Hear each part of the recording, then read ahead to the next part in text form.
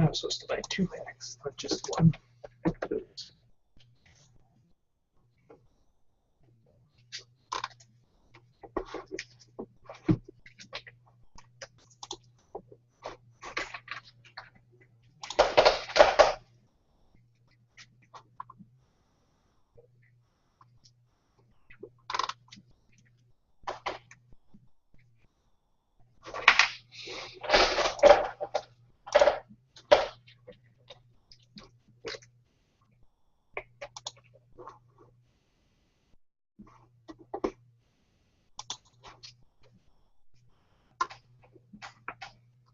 Okay.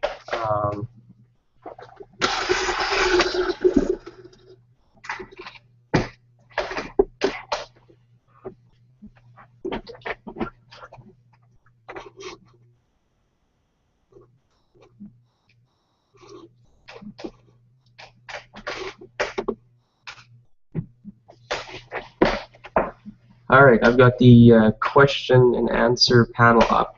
Can you let me know if you can use that or not? I see there's a couple of viewers now.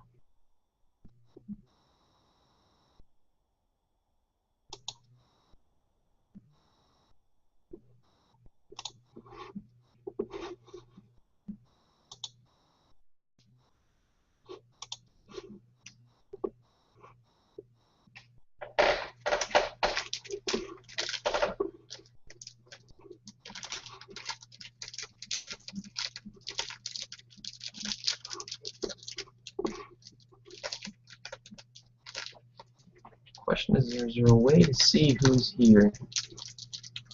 Click 2 viewers with that. No, you can't click on it. Okay.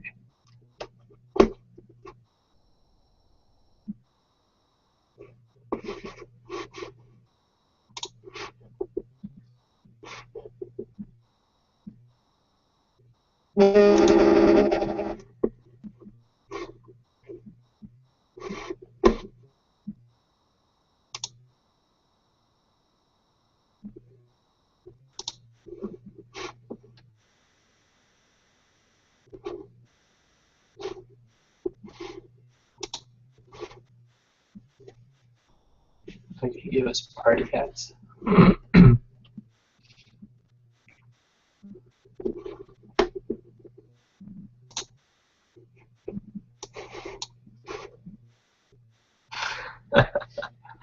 There we go. So I'm not allowed to party? I don't know. I guess have my party hat.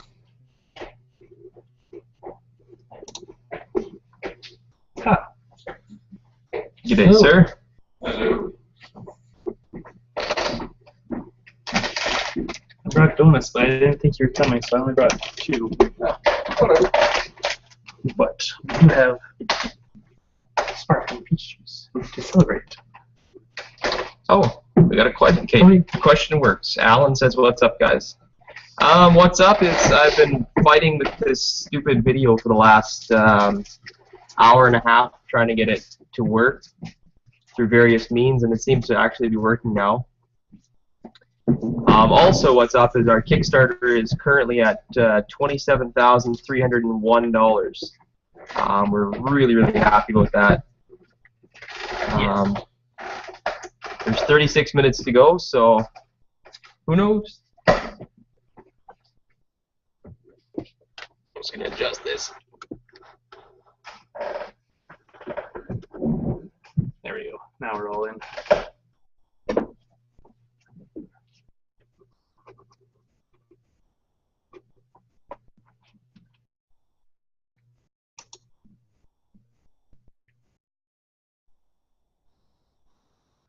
Congratulations on your successful campaign. Do you foresee making game design a full-time occupation in your future? Well, Leaf is the head of game design, the bearded one back there. I'll let him answer that. Do I want to publish games full-time in the future? Absolutely. It would be cool. I don't think it's going to happen anytime soon. No, we're not in a huge rush to jump on that boat. No, I have a decent enough day job that Yeah, tantalizing food sitting here. Yeah.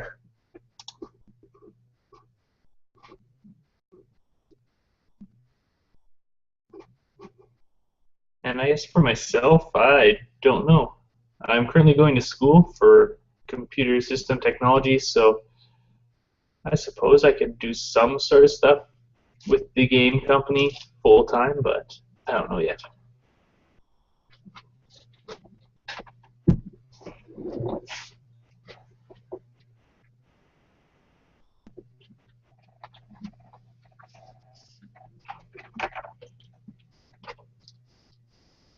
I apologize for the fact that we're eating as well. I was supposed to have eaten about an hour and a half ago, but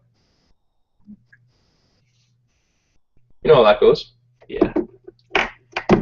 Partially my fault. I was late with the food. Sure, we'll blame it on Steve. Partially on Steve. Hello and welcome.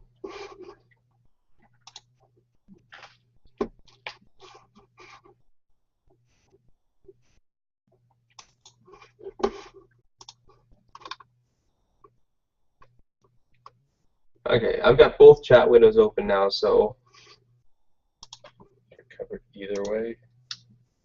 oh, that's not cool.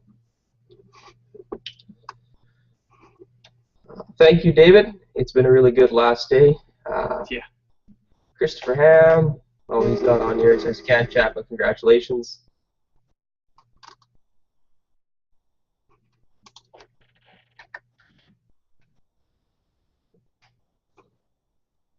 Alan said something.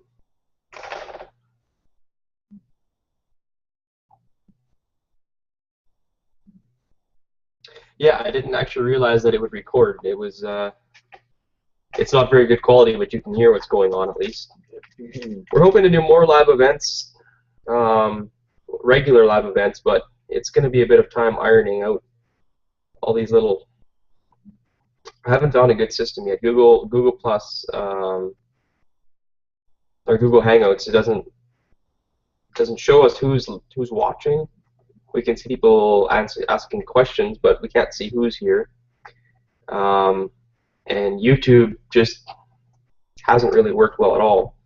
So I don't know if there's a better live broadcast place, but we're going to work on it. I'll try doing some research right away.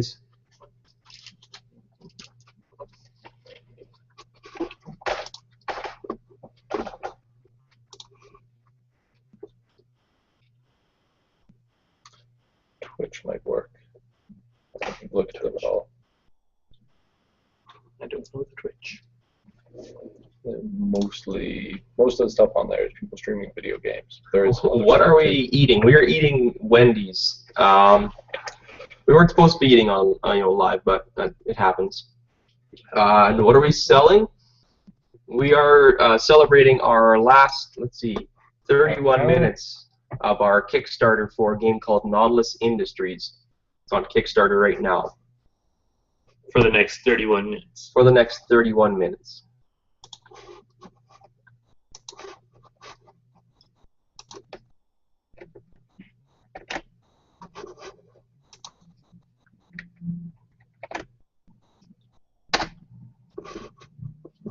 I posted the link in the chat, the group chat.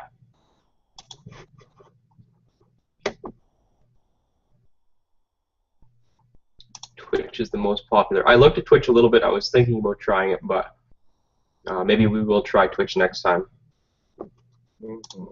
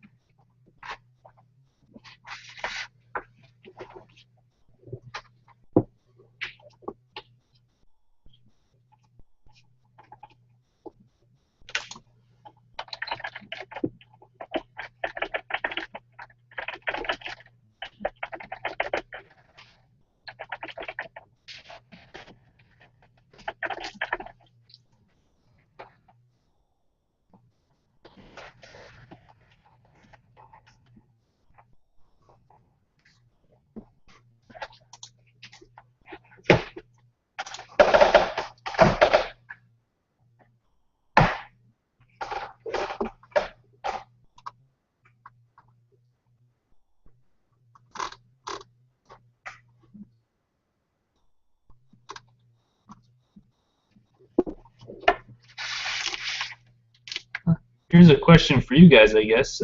What type of games would you like to see that aren't out there? I don't know. Just brainstorming. We don't necessarily do this, but it's an interesting thing to know, I think. You're asking what kind of games they like to play? Well, no, what type of game they'd like to see made. Oh, a game that's not currently out there, what would they like to see? Yeah. More in terms of mechanics or crazy theme, like tanks versus dinosaurs type thing? Either would work. Well, there's a couple different ways to design a game, right? You have a way of designing a game where you start with a theme and you work everything, make it very, very thematic with everything you do. And then you've got a couple, game design where you start with the game, which is what you did. You started with, Nautilus Industries. The game was built first, and the theme was kind of knit into it, so that the theme still works, but it's not the core element of the game. Yeah. And there's also the design where you go for experience, where you're not actually going for mechanics or anything. Everything revolves around the experience of the game, or you're trying to get people to have a certain experience.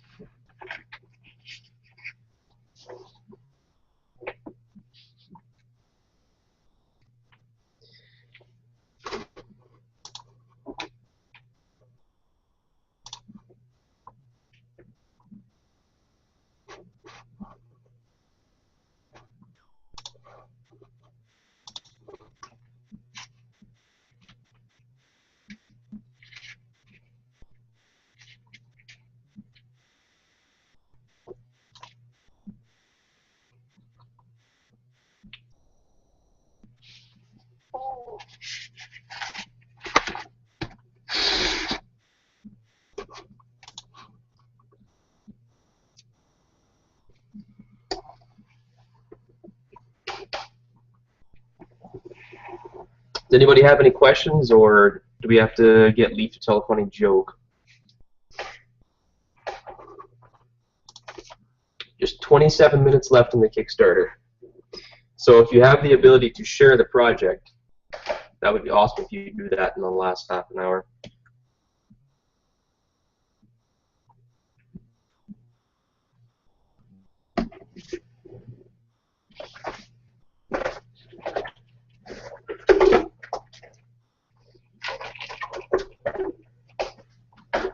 Oh, got a new question. Okay.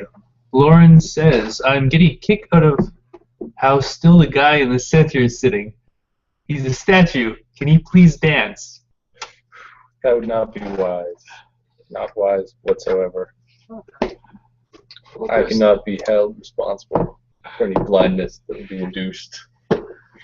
So the truth is, he's not actually a statue, he's a robot. So he's just conserving his electricity. But that being said, he can't robot dance. No. Well, he can, he's just not programmed to currently. Yeah.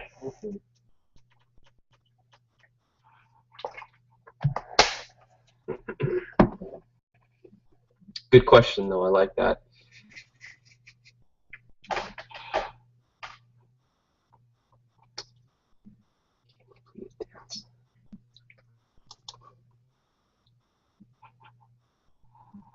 That is the most original question we've had so far in any of our playthrough video things.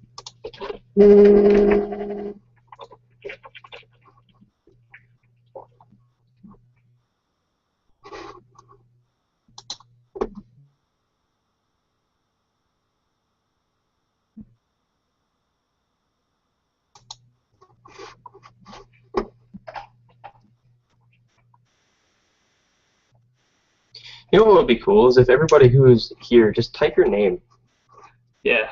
Make it a question, whatever, just so we can see who's here. We can see that there's 6 viewers, but not who you are. 7 viewers, but so if you could type your name in there, so we can say hi.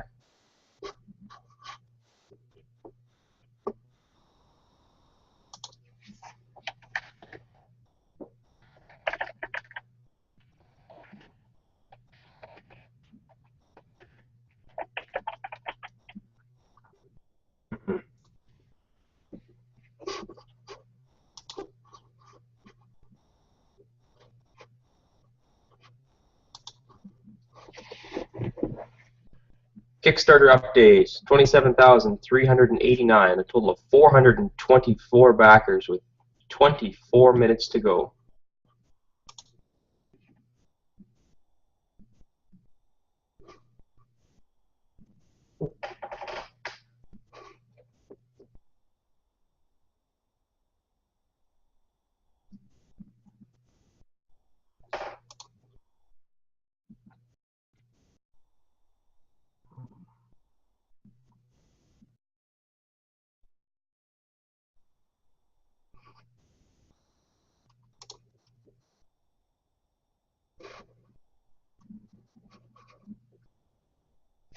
Hi, Matt.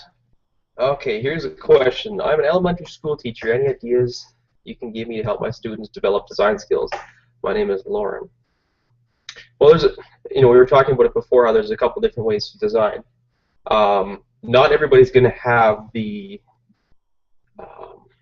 skills, probably not the right word, the brain power or the ability to work out the mathematics of a game design. I think everybody has the ability to help in some way. When I'm working on game design, I know I don't have that skill set where I can figure out the mathematics or how to balance a game, but I can come up with the creative ideas or creative mechanics, and then I get Leaf to make it work. So I would say just encourage your students to try to be creative. So there's Scott Nicholson has a video series where he talks about game design and the different ways of designing a game. I think that everybody has the ability to bring something to the table. So if you had a group project where you would, maybe put 4 or 5 students together and say, I want you to design a game, and you can pick one of these ways to do it. You can design it around theme, or you can design it around mechanics, or around the experience. If you get a group together, I think you should probably be able to, the kids will automatically use their different skills, I think, to combine. What do you guys think? Can also be easier if they're having trouble brainstorming or coming up with something from scratch, or having them modify an existing game, either to add a new theme or to add some twists to the rules. That's a good idea. Yeah, because by taking an existing game and modifying it, you can see what that modification does, or how it changes the game. Like when you make a house rule for a game,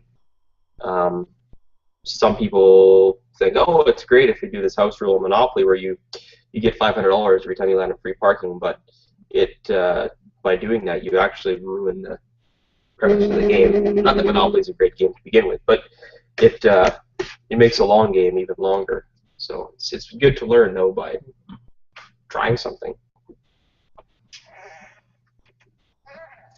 All right. Hello, Kazumi. I'm probably butchering how your name is pronounced. Very nice to meet you. Hello, Charity.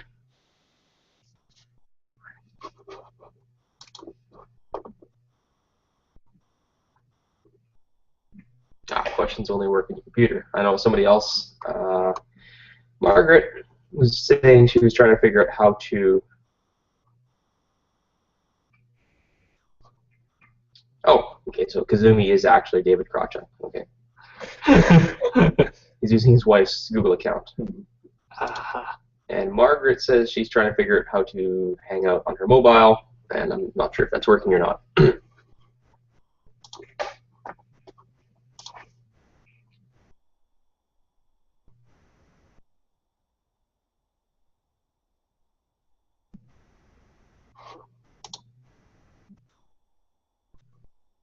Okay, so did that answer your question, Lauren, or do you still have more questions? Perfect. Robot guy. I guess we never did introduce ourselves. My name is Mike Friesen. I'm the president and the founder of Lamplight Games. So I'm the marketing guy. I'm the brains behind the overall business. I do all the social media stuff, so Facebook, Twitter, Google, that's all me. I pay all of the bills, so that's fun. And to my left, no, that doesn't make any sense, but the bearded one is Mr. Leif Stayestall, and he's the head of game design, so he's the brains behind the stuff that actually counts. And then beside him is Mr. Stephen Pelchinski, and Stephen helps with game design, testing. He is the head of art direction, so he works with me to make sure that we make the games look good.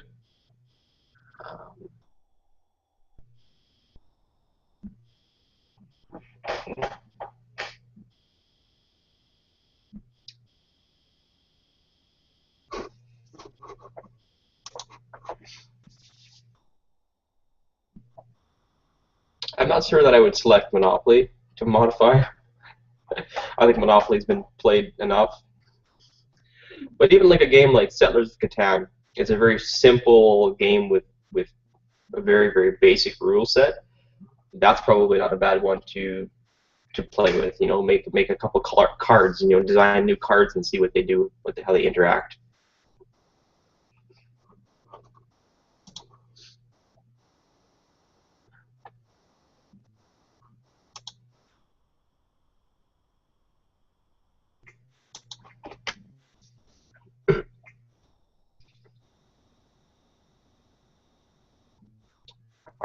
Were there any factors outside the cost that determine what you included in the base game and what you delegated to stretch goals? A big part of it is cost. Something like metal coins, it adds a large sum. It just about doubles the cost. It does pretty much double the cost of making a game. Not like the big picture, but you know, the cost of each game, it pretty much doubles the cost of that game. So something like that, we could only produce if it was a stretch goal. And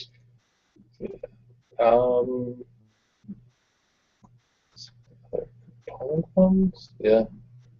I guess what we did first of all is I put the package together so that it was a game that I'd be proud to put on my shelf, so that it looked good, it had all of the components that it needed to play, and then beyond that I wanted to make this deluxe version something that would be, you know, 5 years down the road, the people who wouldn't insert. Yeah, worthy of or a game that's worthy of a wooden insert, which we have now, but something that people would be, you know, like, out of all the games that you have on your shelf, the one that they're the most proud of, or that stands out the most. And that's what we're going for with the stretch goals. And but ultimately, the base game, you know, it does pretty much come down to costs.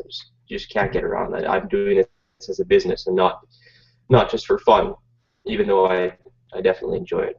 Yeah. Hope that answers your question, Matt. You can ask another one if it doesn't. I know you're a game designer as well, so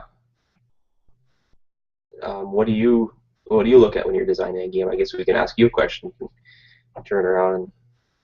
When you're deciding what kind of components you're going to put in your game, you know, what do you use to decide that?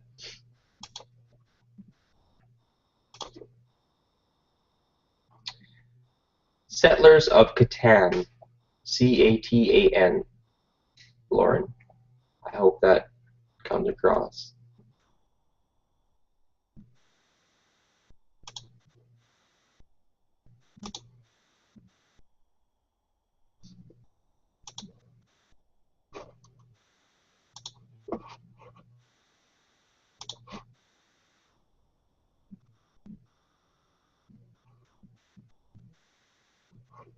Okay, so we have about 14 minutes left on the Kickstarter. Steve, you want to do the official tally? Tally, okay. So we are currently at $27,440, 424 backers, with 14 minutes remaining.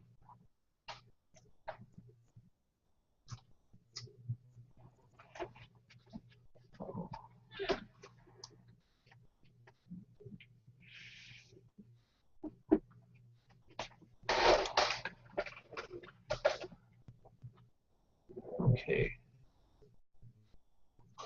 David, you know what? I'm not even sure on that one. I'd have to ask the graphic designer. I have no part in actually making them look that way. The only thing I had a part in is I told them what we wanted the stocks to look like. Like we wanted them to look like 1,800 stocks, and I sent him some examples of the actual stocks. So as far as the coating that he puts on them or whatever, I don't know. I can get him to check into it. Maybe he can, you know, tweak them a little bit so that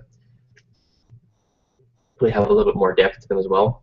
They are supposed to look antique and somewhat faded because they're, you know, the 1800s, the printers that they had back then were not of the same quality that we have now. So that's the look that that we're going for.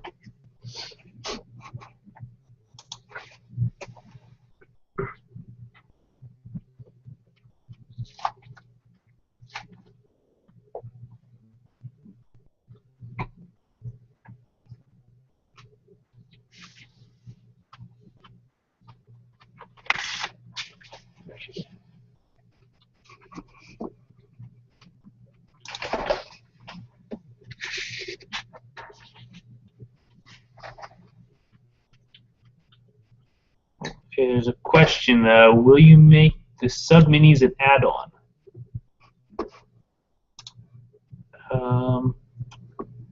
I'll let Leaf answer that one. He knows the answer to it. Are they already? No. No? Maybe I should answer it. Maybe. That would. The short answer to that one is unfortunately no, not unless we get a ton of money in the last little bit here. The sub-miniatures are quite expensive to make. I mean, just getting them molded, sculpted is very expensive. Minis, not meeples. Yes. Yes. Minis. Yeah.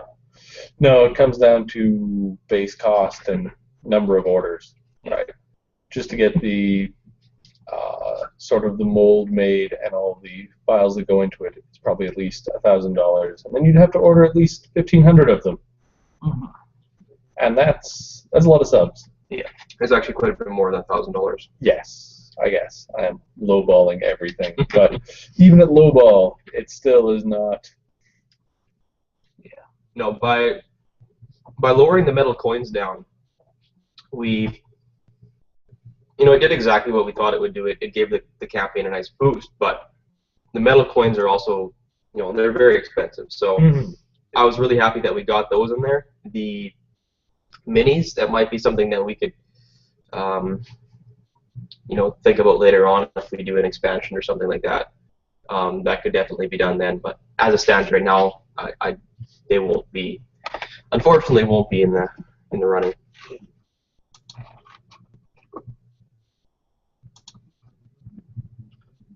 Okay, Matt's answering his question. He says, cost of components is certainly something that I think about when designing in regards to the weight of the game.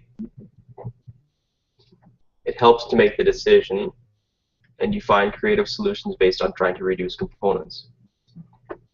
It is an important thing, yeah. That is true. Designing. Yeah. Try to fight component creep where you can. Well, maybe we'll let Leaf kind of just talk about how he designed this game and where it's been as far as like the number of components and rules to where it is now. People might like to. Game started about 4 or 5 years ago as robots. You were running a fleet of robots on the moon that were mining resources. On every turn, you had 3 actions you could use to move your robots, change what they were mining, or buy a sort of mess around with the board. But it was fun, but there was still a lot of finickiness because each of the robots you moved every turn had a fuel gauge, which was an extra component, an extra die, which added a lot of fiddliness because every time they mined, their fuel went down. And so you'd have to juggle when you refilled your robots at the same time as moving them around and doing stuff. So it was cool in that it, does sort of the same thing Nautilus still does, where it pressures you into deciding what of a big variety of actions you're going to do in a limited number of turns. you don't have enough actions to do everything perfectly or everything you want to do. And you just got to make the best of it. Or, you know, if you can plan ahead and do something that'll help you down the road now, that's even better. Well, that's actually a good example of one of those cutting room floor type things, because I thought that was actually a fun mechanic where you had to always make sure that that sub was going to have enough fuel, because you couldn't refill all of your subs, whatever, miners in one turn, right? You could, but it would take your entire turn. Yeah, you couldn't do anything else. Nothing else.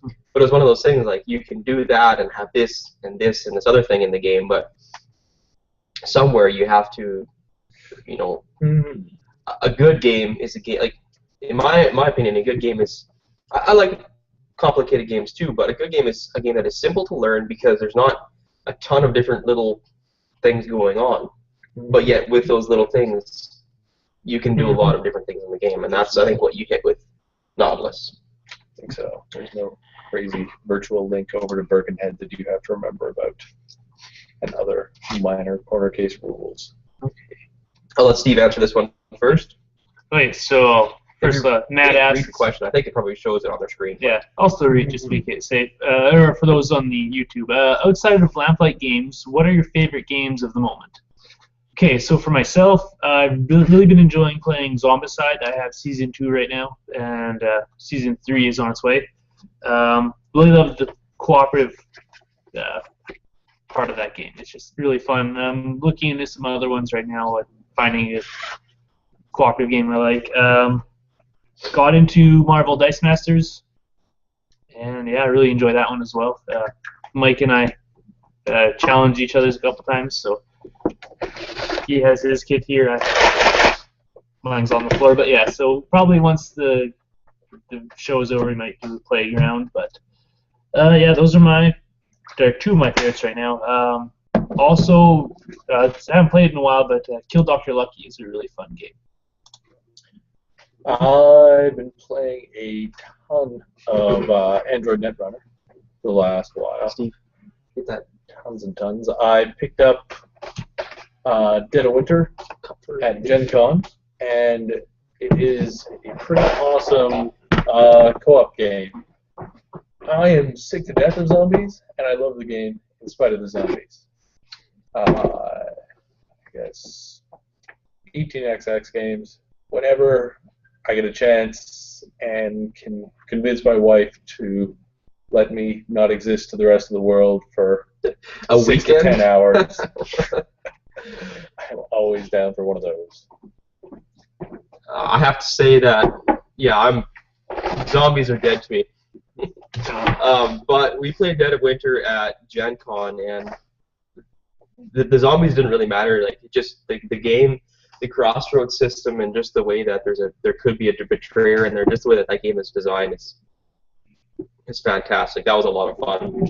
My favorite game of all time is Puerto Rico. What other games do I like? I like playing I like Belfort.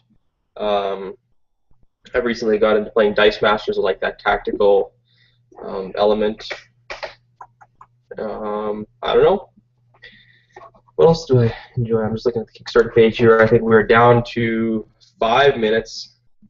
So we're looking at 424 backers for a total of $27,455, which is just fantastic. Thank you everybody who has supported us. It's very humbling to see this much support. I mean, we've worked really, really hard on this, and it is pretty much a full-time job beyond my full-time job sometimes. So thank you very much for your support. And if you haven't backed, you have 5 minutes left. So for those of you who like waiting to the last minute, I suggest you get started now. Well, if you like waiting to the last minute, you have 3 minutes left, but I wouldn't wait that long. Yeah. Here's a question for you guys. What are your current favorite games? They can be your all-time favorite game or a game that you're just enjoying right now. What is your favorite game right now?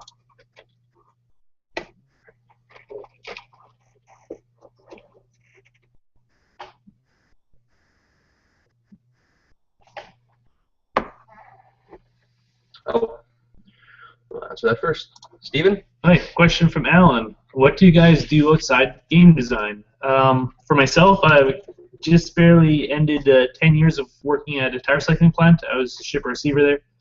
Currently, I'm going to school for computer programming, web design, stuff like that. Yeah, outside, like hobbies though, I like to read a lot, draw a bit. Actually, I'm a wood carver in my spare time. Yeah, that's more or less it. Yeah. Please. I run a small library here at the local university. 5 days a week as well. I work part-time at the local game store, which is awesome. You gotta shout out the name. Yeah.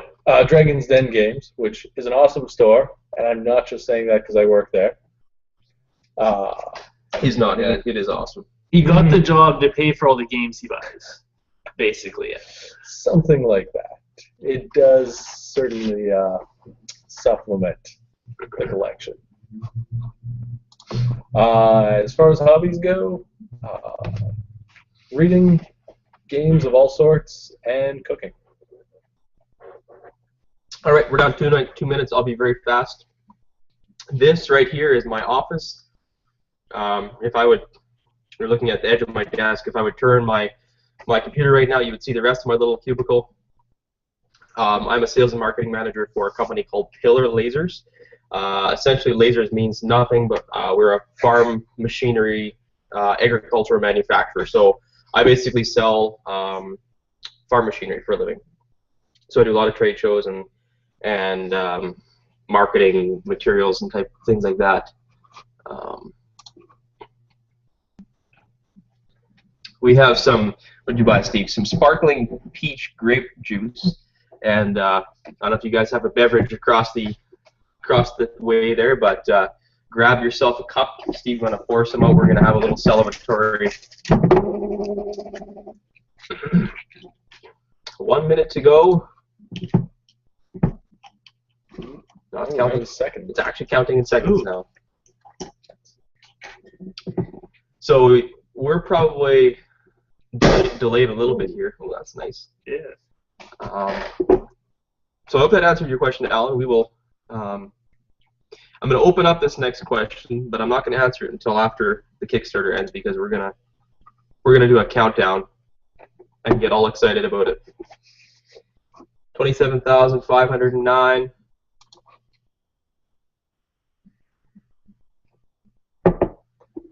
Okay.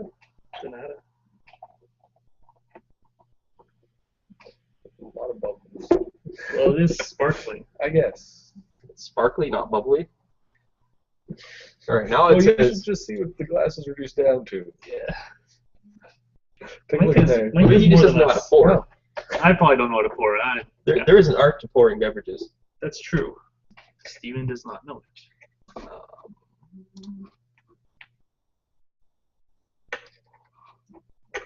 That's cool.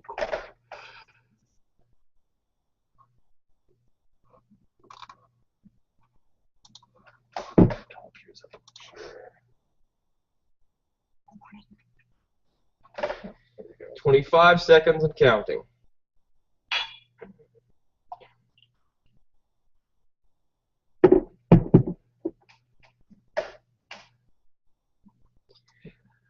And 10, 9, 8, 7, 6, 5, 4, 3, 2, 1, 0. That's it, folks. It's done.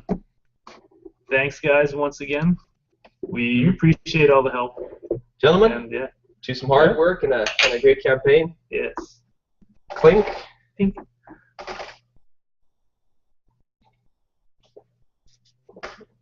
Awesome.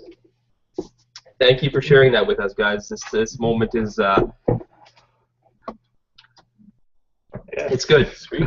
The last, I'm thinking here, we made I think about $5,500 today on the last day, which is pretty fantastic. I think that's better than our first. It is. Our first day was just over 4,000. So Yeah.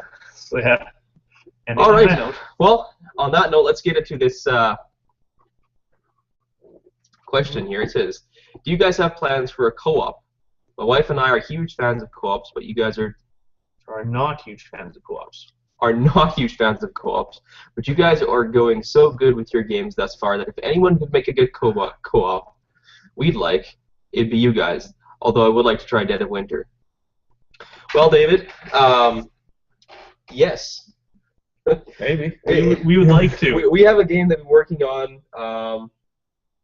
I started working on it with a good friend of mine about 5 years ago now, and it's been in the works. And we worked on it steady for a couple of years, and now we've been working on it again the last 6 months or so.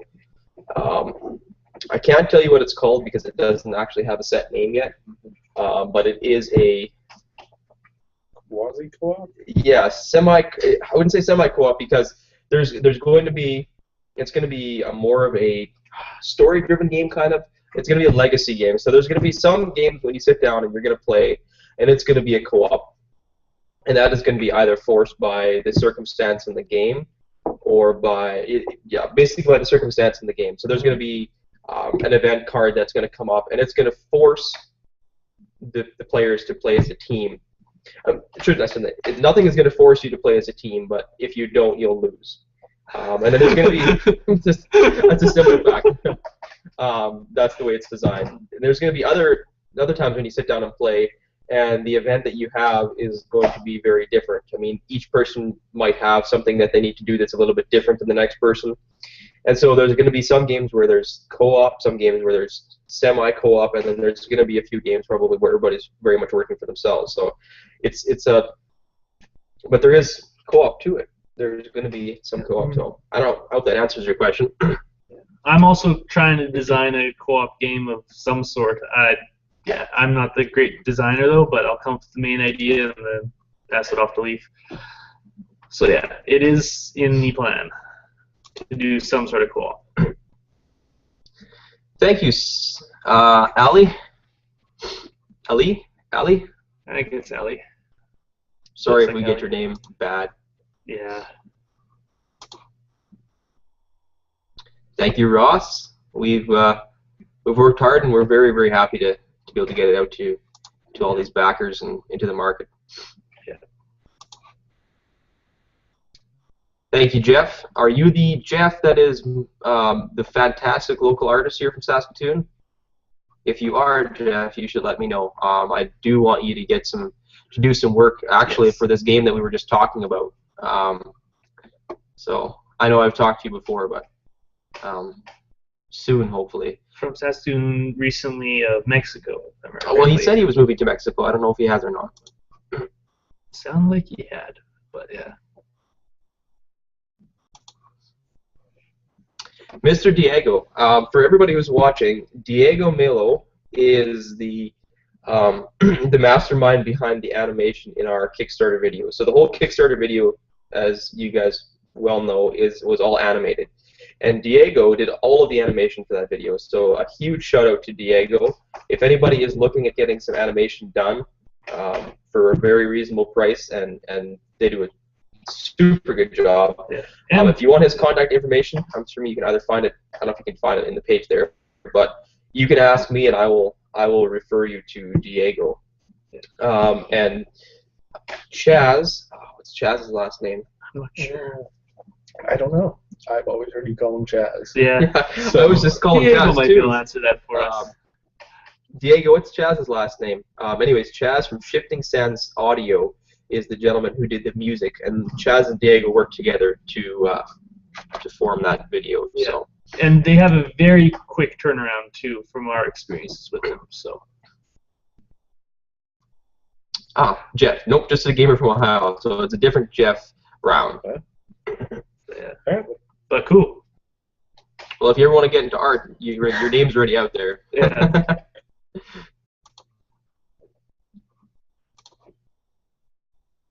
And no one is just a gamer. Don't let anyone tell you that. All right.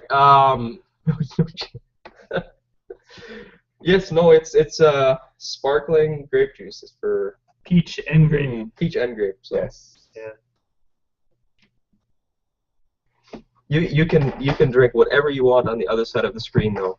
We're not discriminatory. I'm not much of a gin man myself, so It would be nice. There is a drive home to consider, though. that too. I'm not planning on staying at work overnight. No. Sleeping at your work won't help me get to work. Yeah.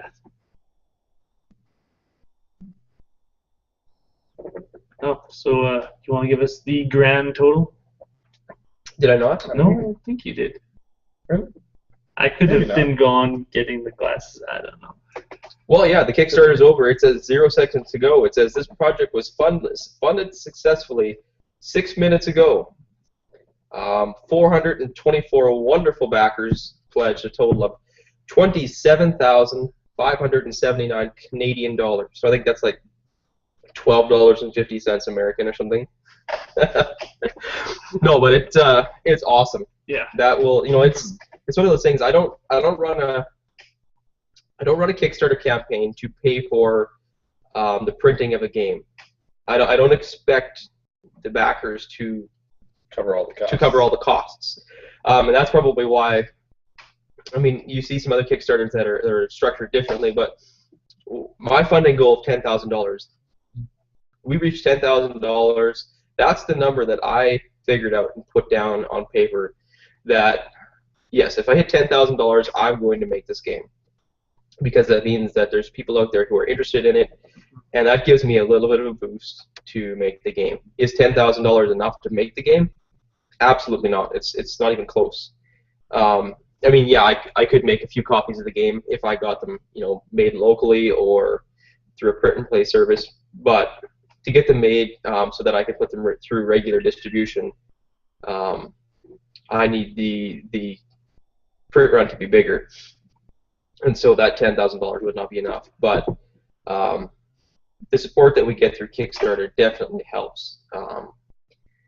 And it allows me to add things to the game, like, so all these Kickstarter backers now, they're all going to get metal coins, and we're going to be able to have a game that has all this cool stuff in it. And so that is one of the reasons that Kickstarter is just awesome, and all the people that supported the Kickstarter are awesome, because you went from the deluxe versions, you went from a game that was good,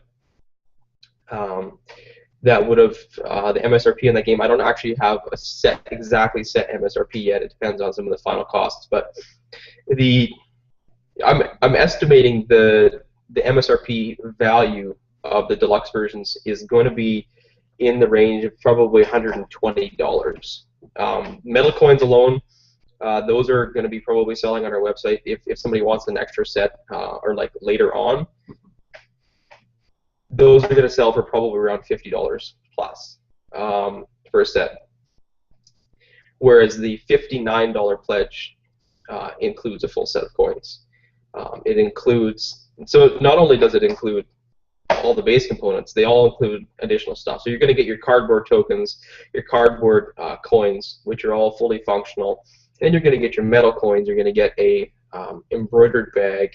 You're going to get a set of meeples. You're going to get, what else do we do? Custom dice. Custom dice. So not only are you going to get dice, you're going to get a set of 6 custom dice.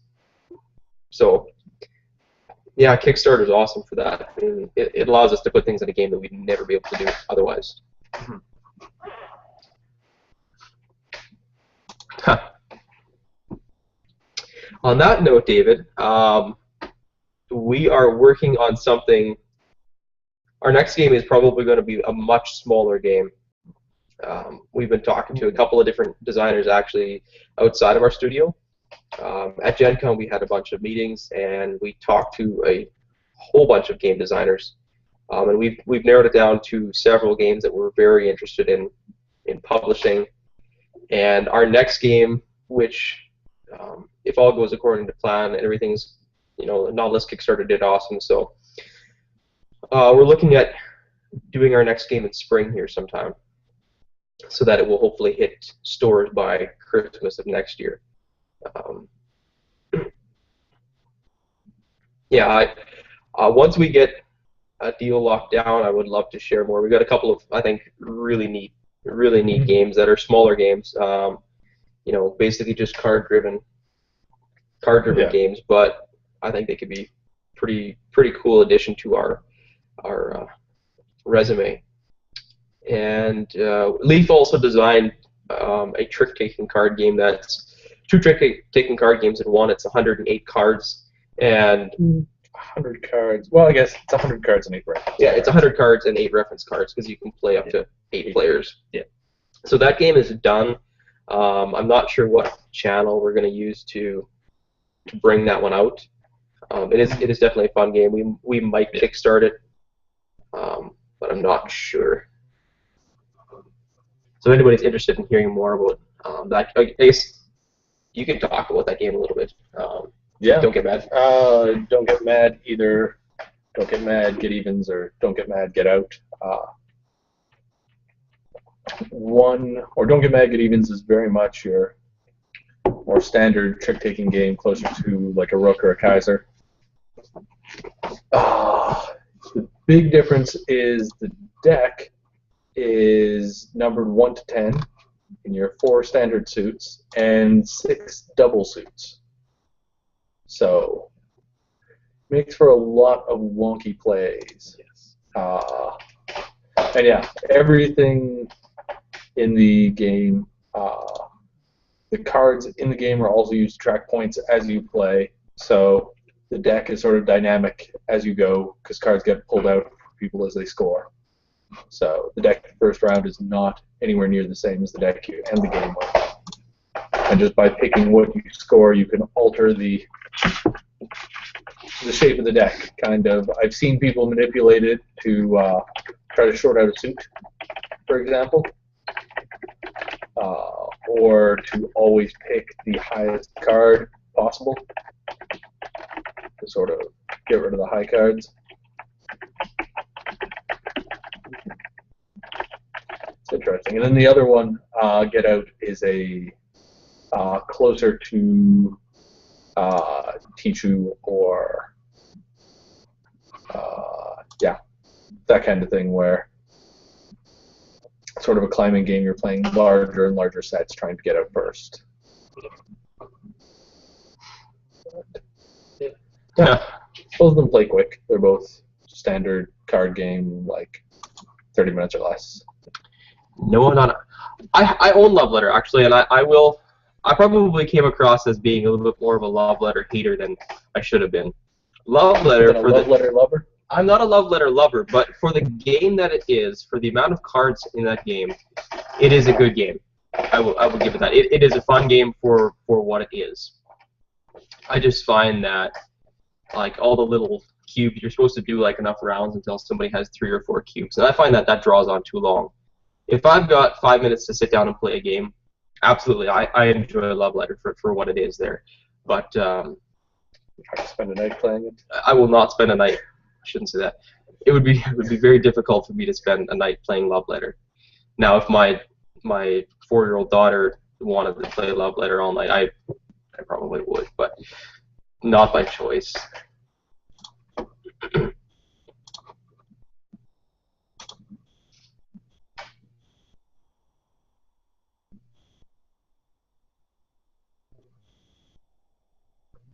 Yeah, that's one of the biggest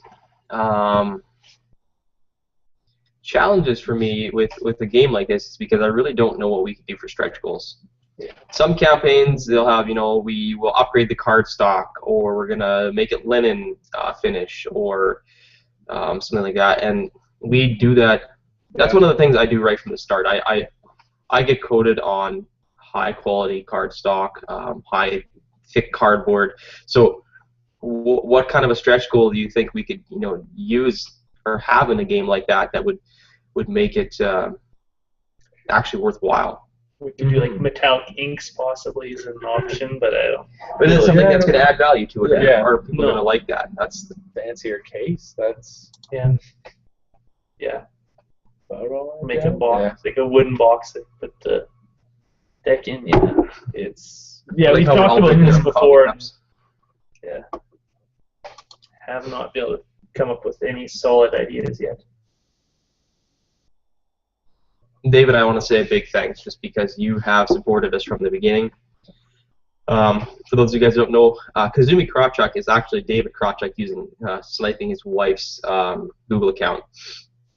And David was a backer of our first game, Space Junk, and he was actually a creative card backer. Now, hey, Do you have a copy of Space Junk? absolutely do have a copy of Space Junk. Oh. So first of all, here's our prototype copy of Nautilus Industries. Brought that along just to show you some guys. If you have any questions about what's in the box, You can answer it by opening the box. I can answer it by opening the box. So pretty much, But we'll only open it if you ask. yeah. Wow, that is very fortunate. Now, David, I do not know if you're going to actually be able to see this or not, but I hope you can. Close enough. I'm going to try. I don't have the autofocus turned on though, so it's gonna. Go I'm going to ahead. show you your card, David. This is the card that David created, and it's a card called Family Portrait. So if you don't know anything about Space Junk is a game where you're in space, building a ship out of all sorts of random bits, and so create a junk card. David created a card called Family Portrait, and so he's got his family on there, and John Arias, the artist, actually. Keep reading.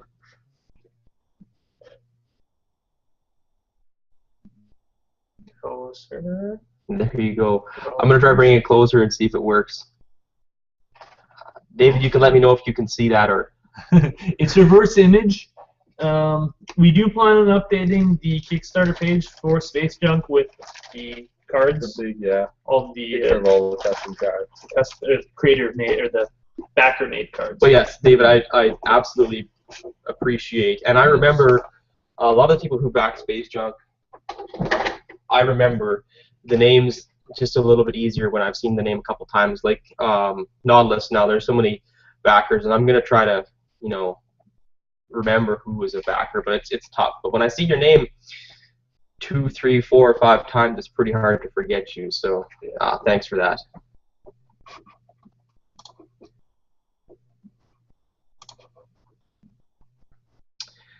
I see the illustrious Mr. Peter Walken has checked in.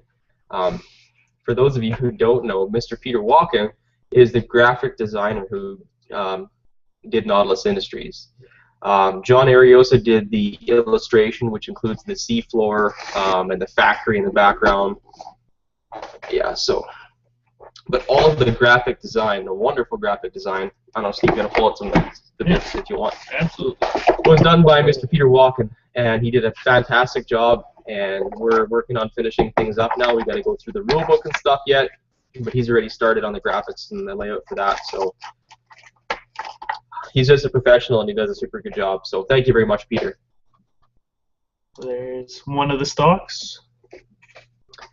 Oh. So Alan pointed out, it says, a lot of people go for alternate artwork like Werewolf as a stretch goal. So that is a possibility. I mean, we don't really have. Yeah. It's more of a graphic-based design right now. Yeah. But Yeah. and I'm not sure. I guess we could do fancy art as a stretch goal. 'Cause right now Different it's themes. Yeah. just basic. It suits. Yeah. I'm just not sure what kind of art we could add to the game to make it relevant. I mean, it's not a game that really needs artwork. That's the tricky thing for me. Yeah.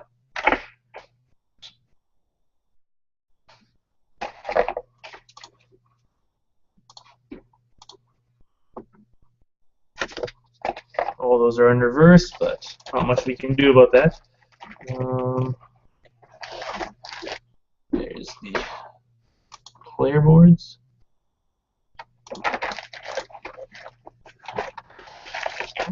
All using the art from John Ariosa.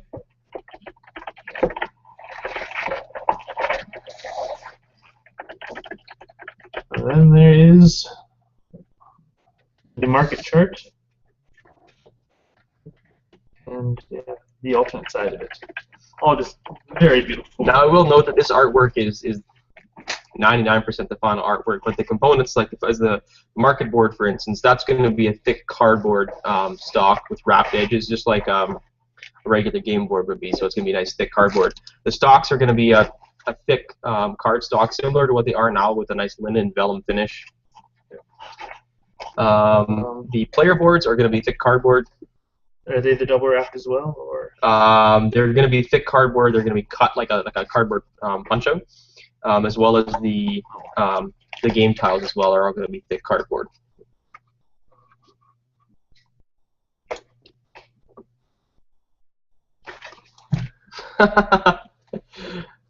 I'll let you guys answer that one. How are you all so awesome? I don't know. I took lessons from Chuck Norris and Mr. T, and yeah, it's just all it is. I mainly attribute to the fact that I'm a gigantic nerd. Please?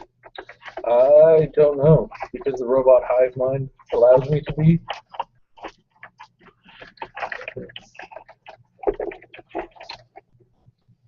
I don't know, you're pretty awesome there too, Mr. Walken. Can you do a decent, I can't remember his name. The actor, Walken. Christopher Walken. Can you do a decent Christopher Walken impression? Not that we can tell right now from your typing, but yeah. If you ever want to do a video of you doing a Christopher Walken impression, I'd appreciate that. But you don't have to. So I assume you're talking about your Space Junk card. It is hard to see, but I just talked to our production manager again at Panda. Panda's who's manufacturing the game.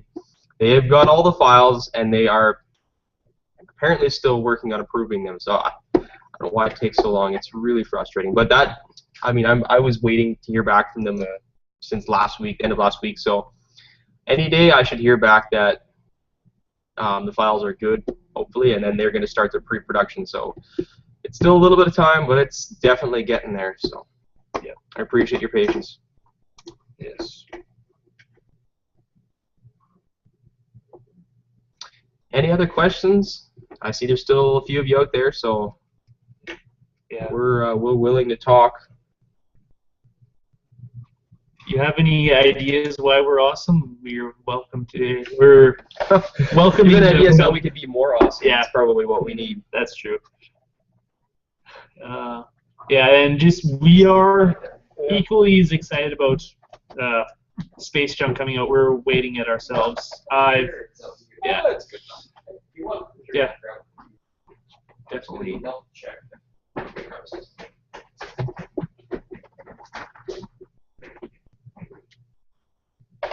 Go sit in Mike's chair for a little bit. Ooh, take the command. Yes.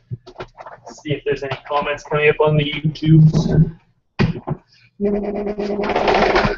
I won't answer his text though. I guess you have to slide it on this chair. Okay. No, nothing new there. Shouldn't be anything new there. I didn't say that. Actually, there might be some comments there. I do want my seat back though. Okay. You can stay there. I'm kind. I'm not that kind. Yes. Oh, there we go. Well played, Peter. Well played. Or is it Mr. Walken? Yes, Mr. Walken. Bring that up for the people to see. I'll let you guys look at that.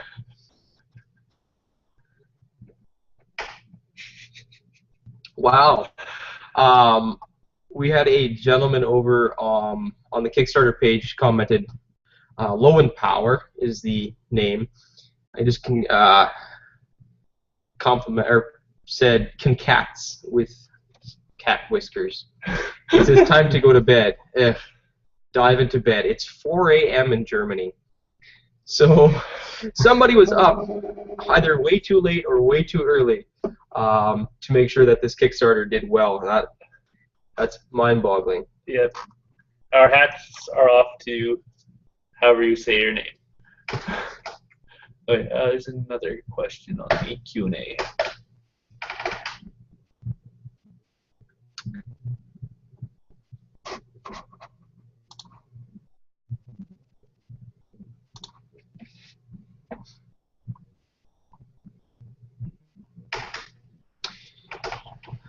There's going to be a couple of different ways we can do that.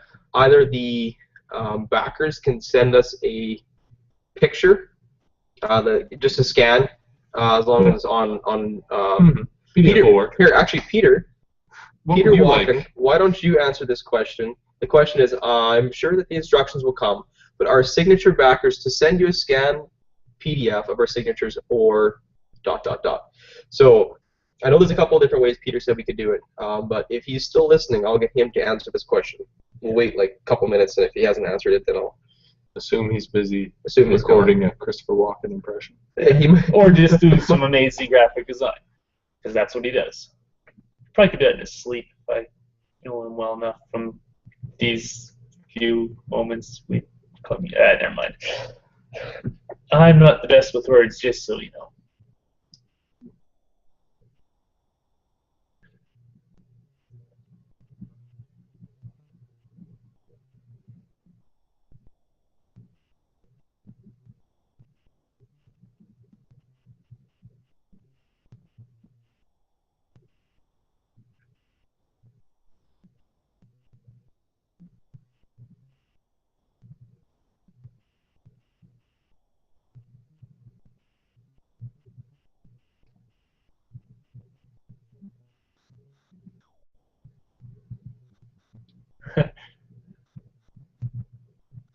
Dave asks, pen? Sharpie? Yeah. We're still waiting on Peter, so.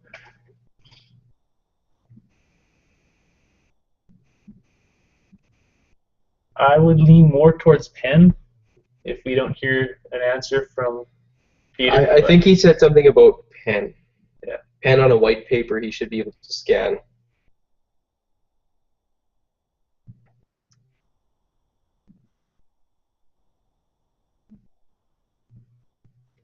Oh, there we go. Peter answered.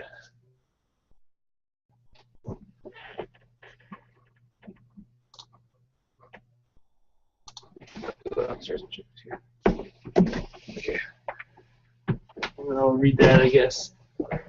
A scan or a high enough res camera phone shot of a signature on white paper should be fine. Well, it is preferred. So does that answer your question there, Dave?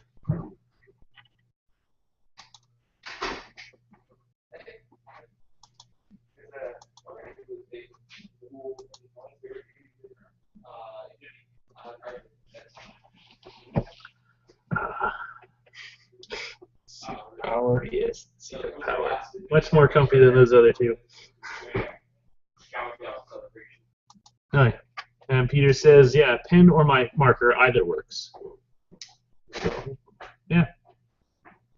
Now, I know some people, I remember mentioning, or they were in comments, were saying, okay, fine, I'll get out of the chair again. It is comfy, I know. It is, but then when I'm trying to use the mouse, it's just easier. Anyway, some people were saying they weren't sure if they wanted to have their actual signature just for identity theft reasons. I don't think it'll really be an issue, but then Peter can always just sign your name. Yeah, he said he could Peter's just own name. use, I don't know what he called it before, but he can make like a script. Pen and tablet. That is your name, but not your actual signature. Yeah. So these are questions we will ask, or information we'll give you when we do the surveys.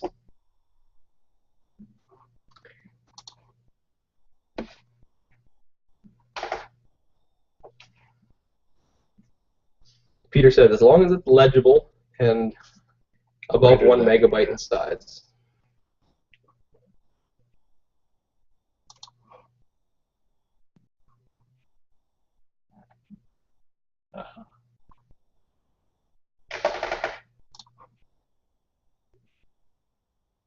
Excellent. Yes, once the smoke clears, I will be talking again with Peter to make sure that we get the post-Kickstarter stuff underway, as far as the rule book. Leaf is going to have to work on that as well, making sure that our finished rule book is fantastic. And then we will be collecting all of the signatures. I don't have to do anything more for this right now, so I'm kind of happy. I'm going to make sure I get some work for Steven to do yet. I did all the proofreading on Space Junk, but there's not really much. Oh, I guess there might be some. There could be. in here for this. Attempt to make as many errors for you as possible. Okay, sounds good. I was mainly just proofreading the junk cards, or is it simple stuff? But yeah. Good point there, Dave. Yeah, I did a stint as a financial advisor, insurance broker, insurance representative. So yeah, my signature, not only did it get shorter and a lot less. It's not really a signature anymore. It's more like a letter and then a squiggle. Squiggle, and then I do have 3 letters that you can read in my signature. So I think it's impressive. Yeah, I'm not saying it's an issue. Just there were some people who did express that concern. So.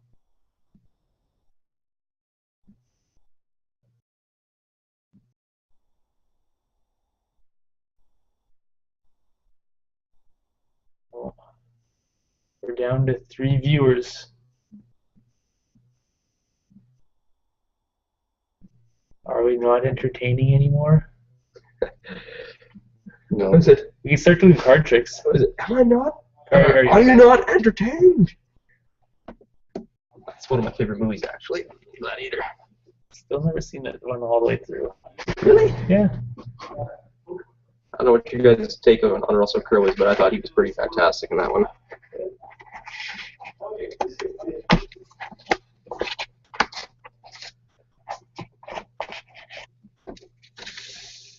I think I'm gonna bust some donuts.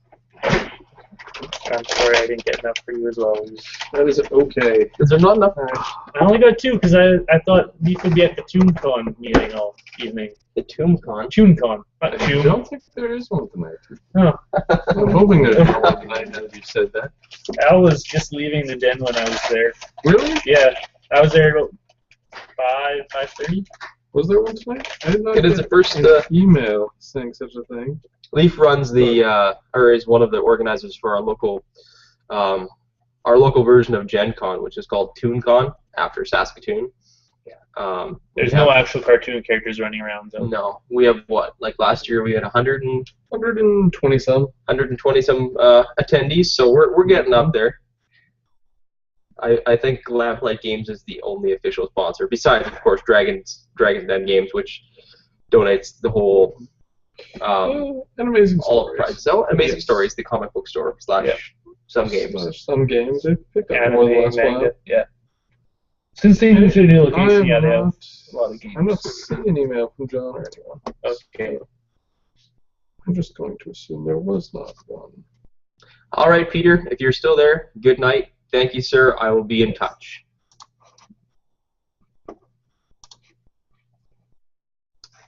Again, thank you, David. It is very much appreciated. Thanks for spending some time with us again. Good night, and we will talk to you again soon. Oh, you got more viewers again. Yeah.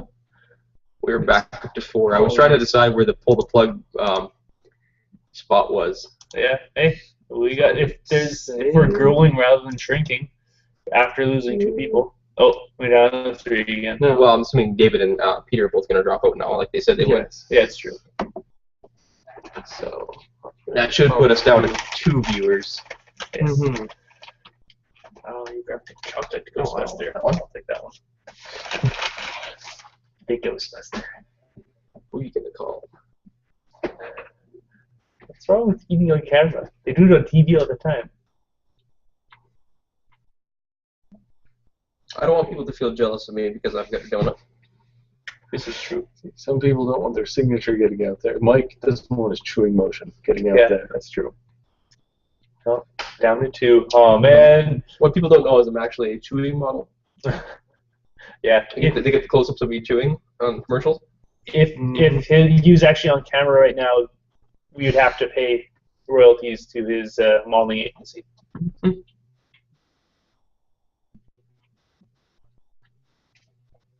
We're down to one. Goodbye and farewell.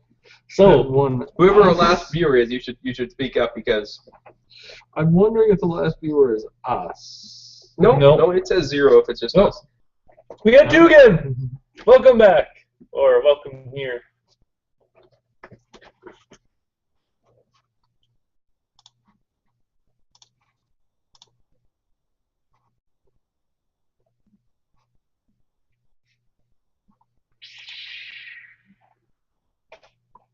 Well,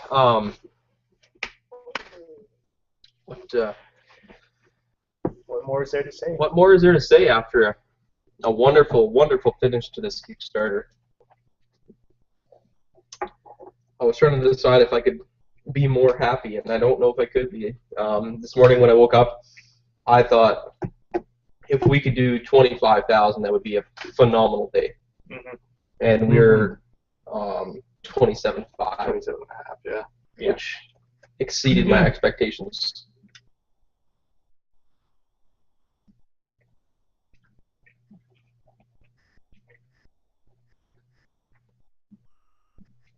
Today at school, every break we got, I would fire up Kickstarter and check to see, and just was blown away every single time I checked. So, thank you guys once again. Yeah, my phone pretty much didn't stop vibrating today, which was awesome.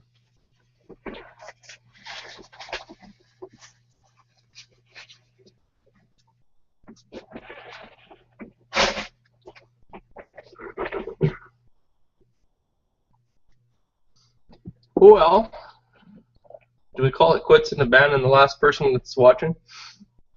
So ask a question if you want us to stay. Yes. Mm-hmm. If you're there, let us know. Or if you have a question or a comment to make. If not, we're going to shut it down here in about 3 minutes.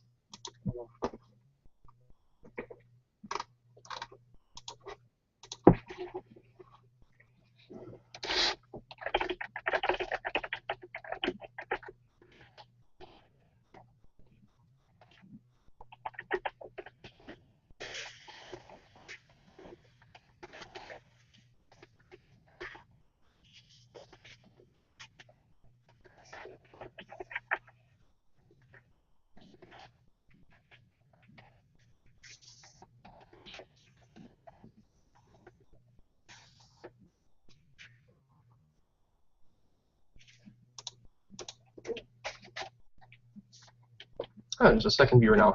Any questions or comments, just let us know. We will try to answer them as best as we can. Yep.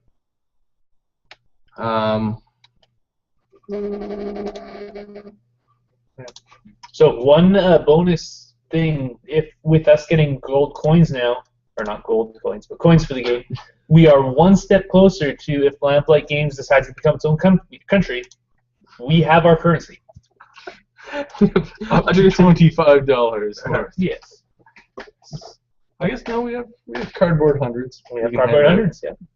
Mm-hmm. Yes, the cardboard hundreds will be used still. I know people, when we used the metal coins at Gen Con, people were still using the cardboard $100 bills because they're cool. They're big. Yeah. They are big and substantial.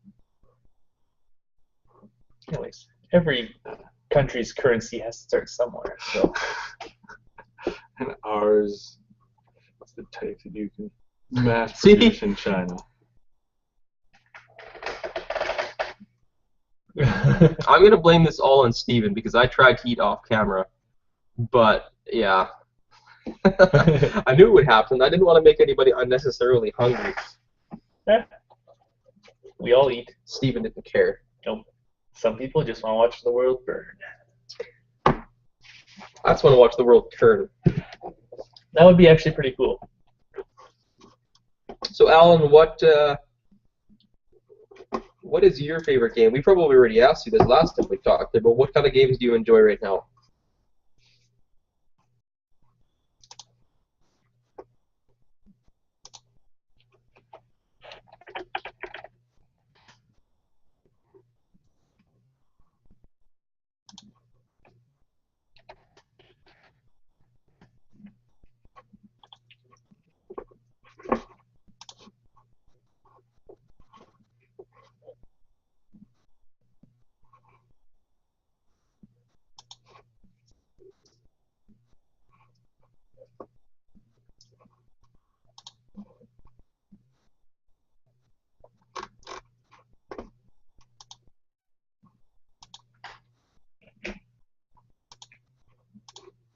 I'm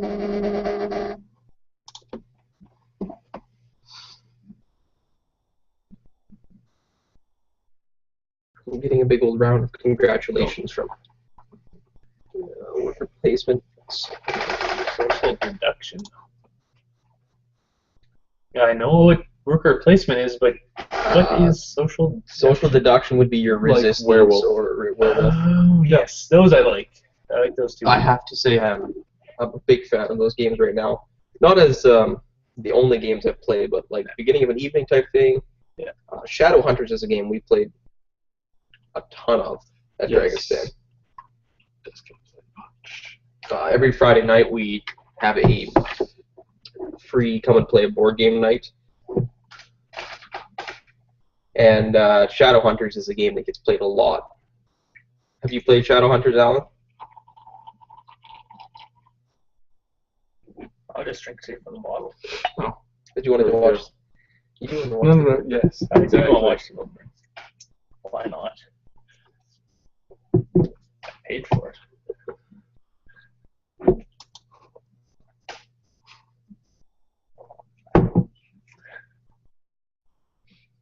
That would actually be kind of a cool game. Is a worker placement social deduction game where you have a screen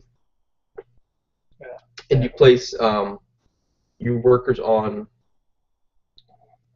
Like you can place some workers on your screen as a hidden action, and some on the board as a revealed action. Interesting. Mm-hmm.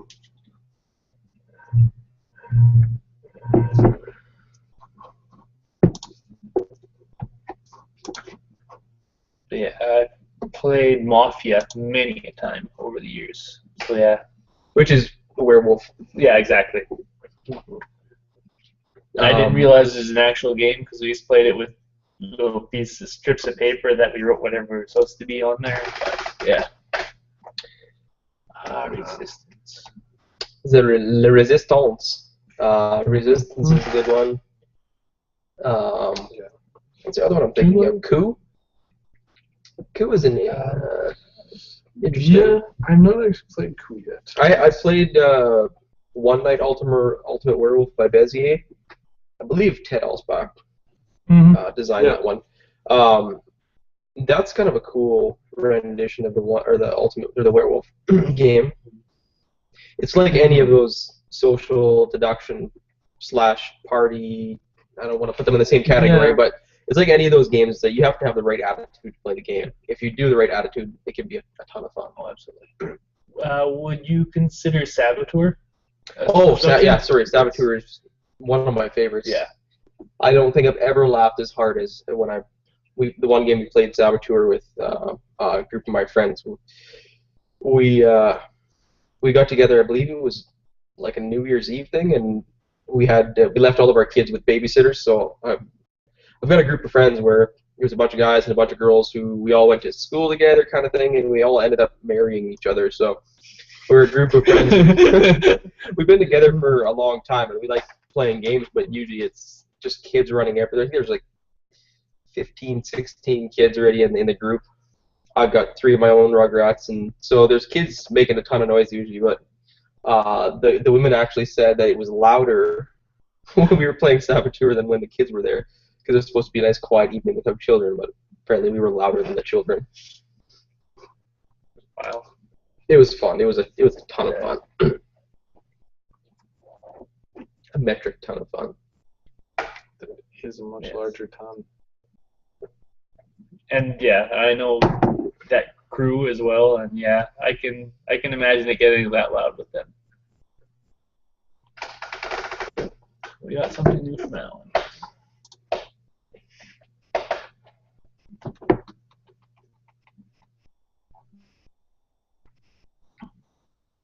Area control. Studying Emerald.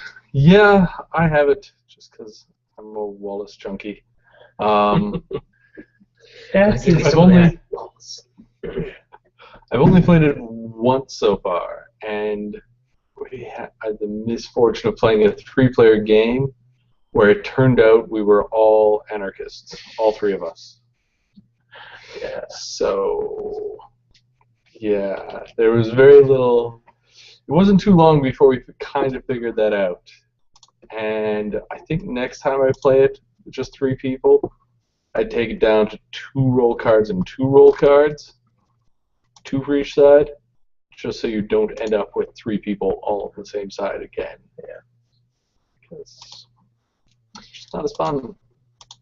Yeah, when we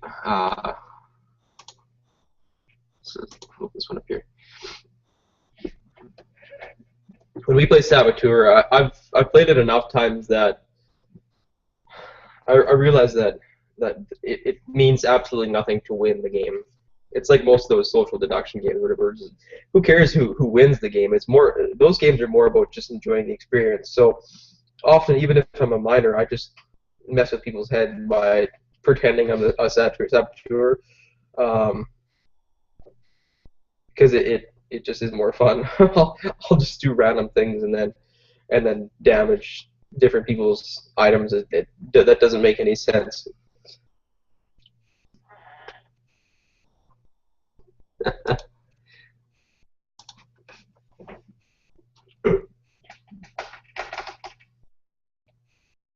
Yeah, I haven't played the game, so I don't know what bearing that has on it. It was, well, pretty much there's 2 sides, and yeah, it's kind of weird because it's great old ones and anarchists in Sherlock Holmes's time. Okay. So one set is all about the great old ones, and the other ones are all about killing them.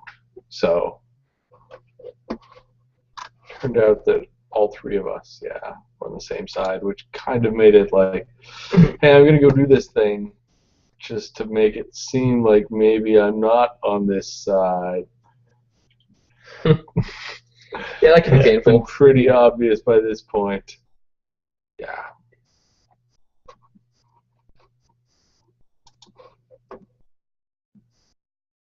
Yeah, and at the end of the game, either one side wins or the other side does. So you all won? If you all win, it comes down to points. And there's a cool mechanic where I could see in a 4 or 5 player game would be interesting. Because whichever side has the most total points doesn't necessarily win. It's whichever side has the absolute weakest player at the table automatically loses, basically. Oh, okay. When a game end is triggered. So you don't want to be on a team where it's like, yes, I have 50 points and you have 12 and everyone on the other team has 20-some.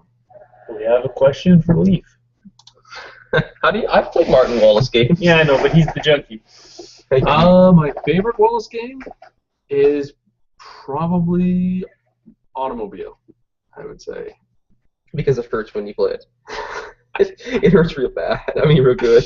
Because there are a lot of ways that the game hates you, and other players can show how much they hate you. Automobile is a bit of a beast. For how simple the game looks when you first look at the board, it's like, oh, this doesn't look too bad. And now it can hurt. Yeah, very mathy, but very good. I'd say I enjoyed Automobile as well, but yeah, it is a fairly mathy game. It is mathy. Did Wallace do Indonesia? No. Who's that? Slaughterspellen. Okay. Which is a group in the Netherlands, I think.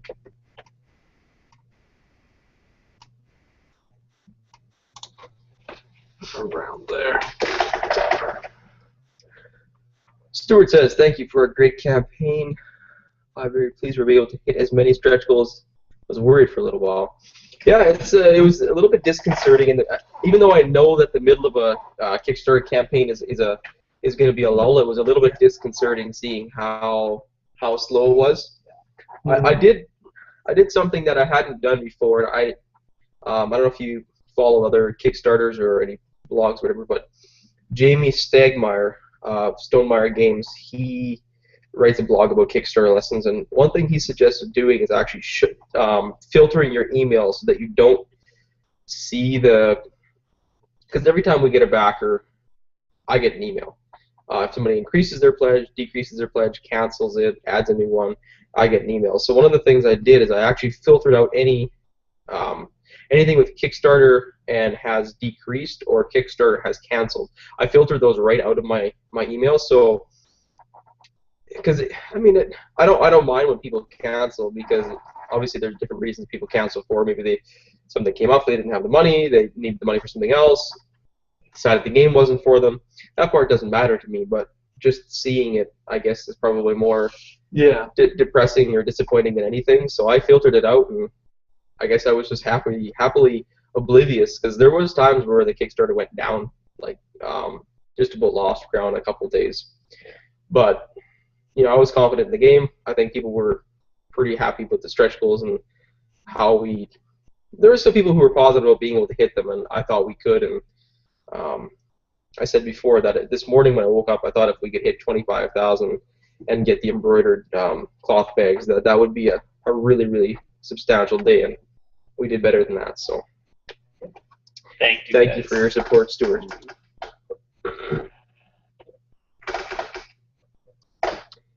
Yep, Stuart, it did. Thank you. Very, very much appreciated.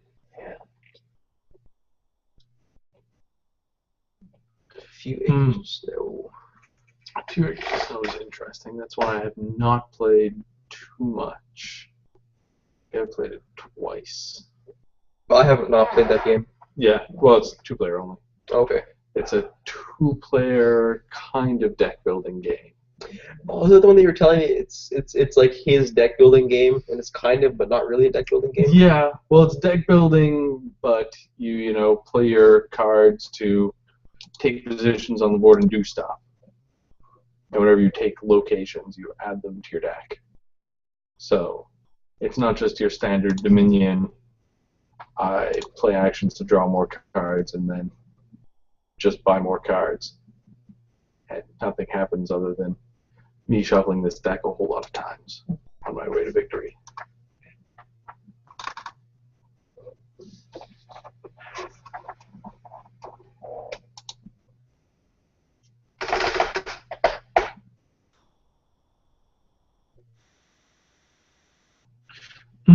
Oh yeah. I kind of am too. There are Kickstarters for just metal coins that cost almost the same as what the game was with coins. Yeah. Well, I looked at metal coins before, when I knew what I was gonna have as a cost for an add-on. Yeah. But I looked at metal coins, the cost of them, and then the cost people were selling them for a Kickstarter, like the Minion games and campaign coins. There's a couple different ones where they had a coin Kickstarter, and they had a very fair price on there for what they cost to manufacture. There was nothing wrong with that, but we wanted to, give the deluxe backer, the Kickstarter backers, a huge thank you, and that's why we had it. So that I priced the deluxe version according to having a couple of stretch goals in it, because I didn't want to have different pledge levels and all sorts of confusion there. So I priced the level at $59. So the first few backers, it was kind of neat, because I thought we might get a bunch of basic game backers at the beginning, and then they might jump over when we got a stretch goal unlocked. But 98% of the backers are deluxe backers right from the very start. And that was good, because really at the beginning, if we would have just barely funded at 10,000, the deluxe game would have been, for people, just worth it. And I knew that we could hit stretch goals, and that's why I structured it that way. So I'm really excited to where it is now. People are getting a really, really good game for what they paid for it. Absolutely. I actually have a feeling that there may be a few that hit eBay or something like that for ridiculous prices, but. Mm-hmm.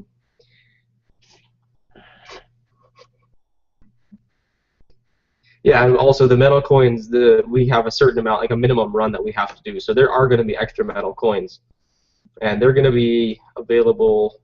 First of all, the Kickstarter backers are going to get a chance to add them on. Like I'm going to use backer kit this time, because there's add-ons and stuff. Yeah. So Kickstarter backers are going to have a chance to add them on again at the $30. But once that backer kit is said and done, from our website and at conventions and stuff, I'll be selling them for probably $40-50 around $50 a set. I I have a set of campaign coins. It's a gentleman in Australia who makes them, and they're really, really nice coins. But I paid $70 for a set of those at Gen Con, so their metal coins are not cheap made.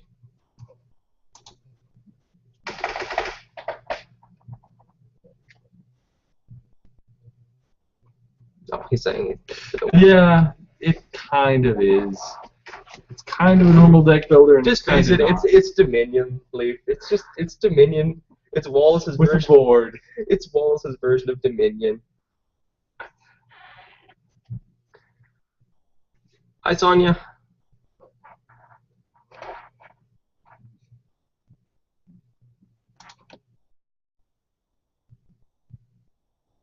Not sure if you still see us or not, but hi, Sonia. Yeah. See your hi there.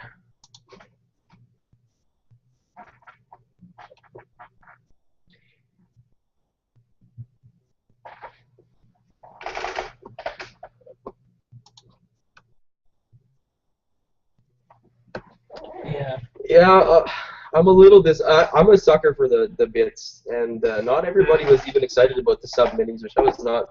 I am just as happy with Meeples. I think for the type of game that it is, his next comment there. No, it's not. It's not Dominion. I was joking, but I actually like Dominion, so it is okay for what it is, anyways. But yeah, the miniatures was one of those things that I would absolutely love to get these miniatures, and maybe I think Nautilus is, the feedback that we've got from everybody who's played the game so far, excuse me, has been so outstanding that I think Nautilus will do well, and we might have the option of doing a expansion for it.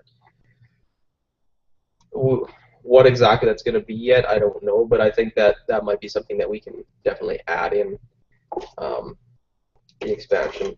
Well, I kind of had to pick when I dropped one of the stretch goals down. I had to pick between the metal coins and the sub minis because they're both really expensive to get molded, and to get to where we can make them, and then you have to make a minimum print run of them. So I had to pick one or the other, and I actually picked the more expensive one with the metal coins because I thought for the type of game that it was more fitting. Yeah. Plus the metal coins you can use in any game that uses money. So I think it's more unique. Oh, absolutely. There are way more games with plastic minis than metal coins. Yeah, no, but I do want to get me some of those sub minis at some point, and hopefully there's an opportunity somewhere down the road because I'd love to paint a few of those up. Yeah. Well, I am planning on getting a 3D printer soon. I kickstarted one. But yeah, so I might get the files and print one of my own. But I can do it because I'm an employee.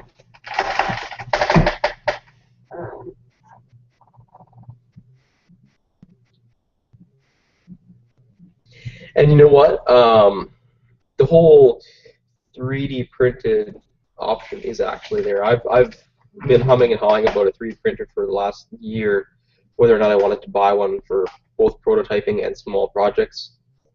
The cost of the sculpting is actually, as far as the whole big picture goes, is fairly small. So I'm going to talk to Chad Hoberter and we'll discuss things here. I don't know. Right now they're not going to be in the game, but maybe we can make them so people can 3D print them. It'll be more of a special order type thing, but because the sketching and everything is already done. John already did that, so we'll see. It might be something that we can do. Just a small custom type thing.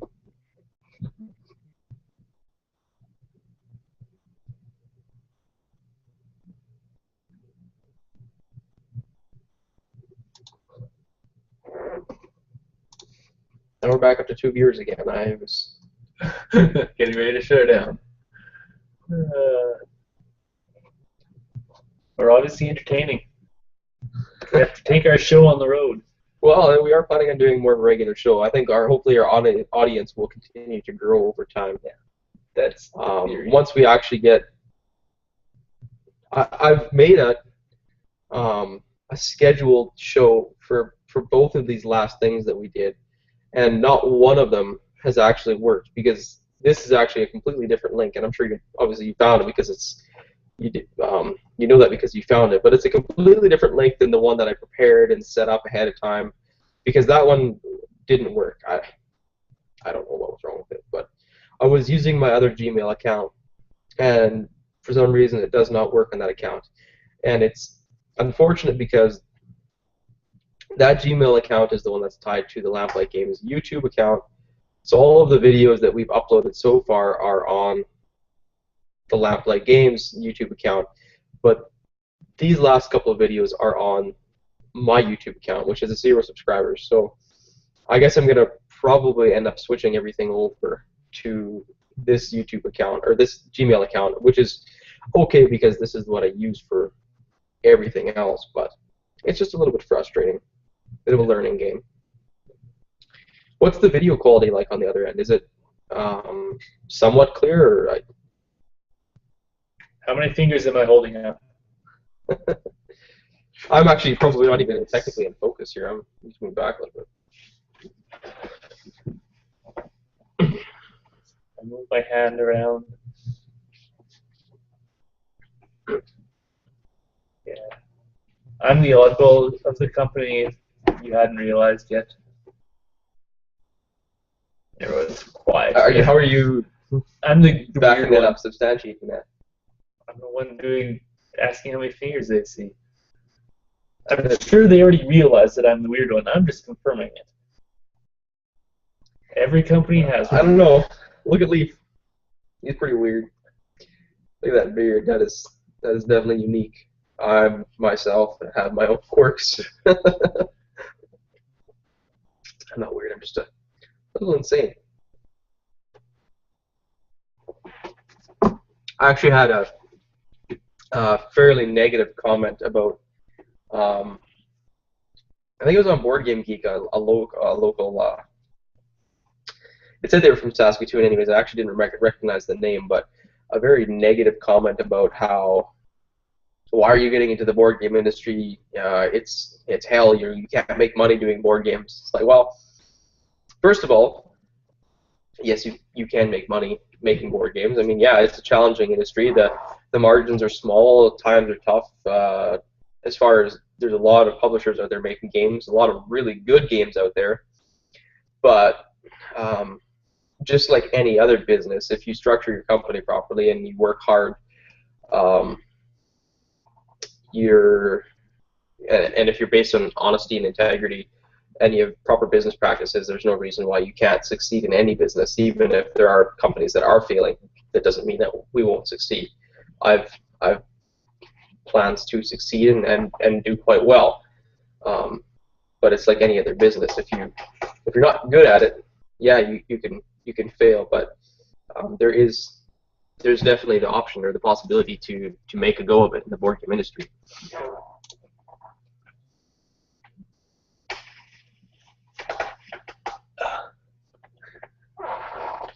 So we should move very slow. Move in slow motion.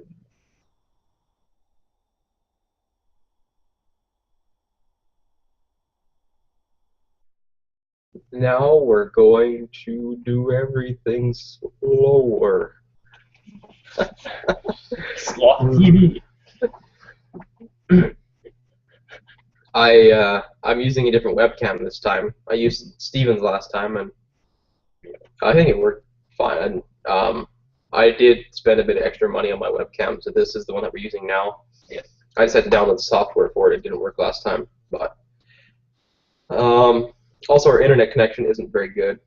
Yeah. Thankfully, I am the only person in the office at night, so the internet connection is not as bad, but I don't think it's enough to stream a super high quality video. Yeah.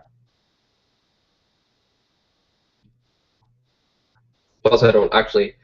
I have at home. I've got a full set of video lights. I think I mentioned that. You probably already know that.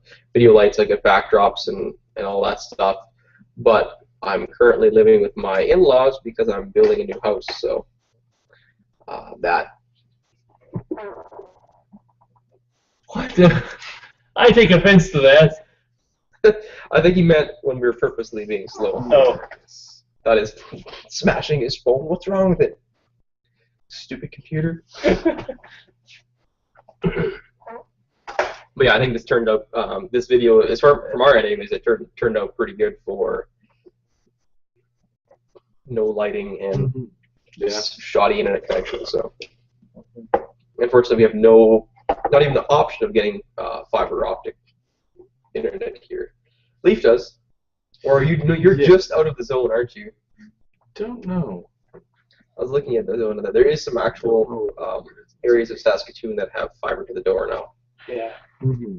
Yeah, and one of the guys I went to school with has fiber optics at his place. He's quite impressed with that. I know my place right now currently isn't. I don't know if it could be. Yeah. But definitely not now.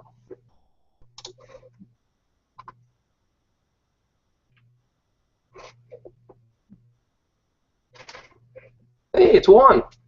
Hey! Greetings, Juan. Hey, Juan. Steve. Not one joke about Juan. Other day he was before he even met you, Juan. What were you gonna make a game called what? A game called Player One. Yeah. I have no idea what it's going to be about. The name popped in my head, and I was like, yes, I'll go with that. And then, You could be the poster child or the face of this game that Steve's going to design called Player One. I just have to come up with a theme and mechanics and basically everything. I have the name and now a poster child. So you guys can work on designing that game together. Yeah.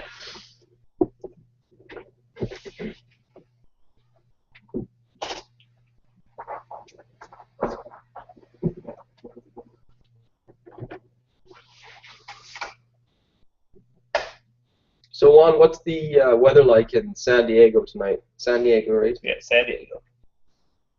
I'm assuming warm. We don't have any snow here yet, so it's pretty good.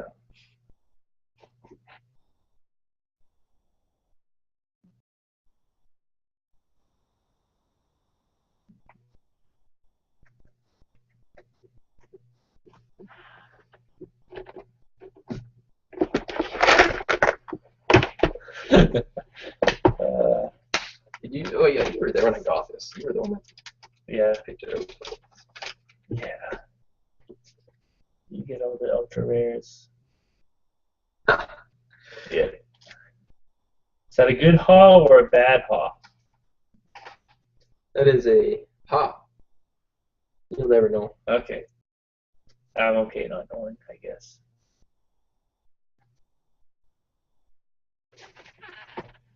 Yeah. I hear that one joke all the time. I can imagine. I can imagine. That's it. I hope you're not offended. I truly hope that. I just think it's funny the way he wrote it. I hear that one joke all the time. Yeah. Probably not actually funny for him anymore then. No. That's true. No. Not as funny as the other Juan. I know. I couldn't resist one. Yeah. Just couldn't resist one. That was actually the proper context too, because I was talking to Juan. Mm-hmm. Yeah. If you, it's 74 in San Diego. That's not. We were probably that during the day. 4? 21. Is... Yeah. Because roughly 21 Celsius, because 72 degrees is 20.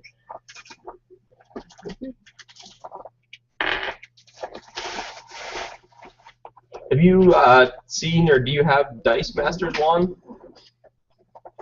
Have you got into that addiction yet of collecting those collectible goodies? Oh, collectible. Steven and I both play or collect Dice Masters. We do play a bit sometimes. Yep, when we get a chance.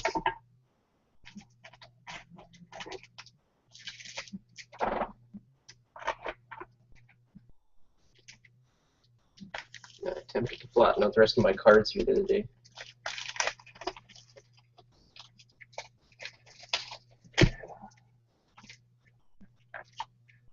you want to trade any Punishers? I have 4 McRooks. I think I have enough Punishers. Yeah, it's probably the most plentiful card out there.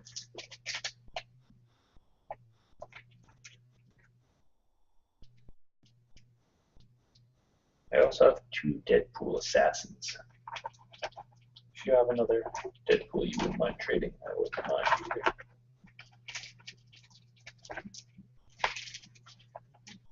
I honestly don't know what I have at the moment. It's been a while.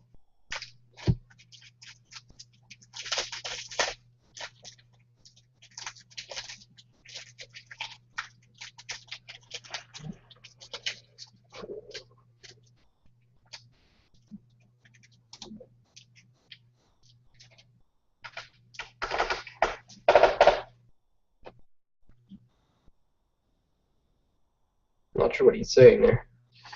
The Dice Masters is scary. Maybe the collectible aspect? Yes. That is true. It is, yeah.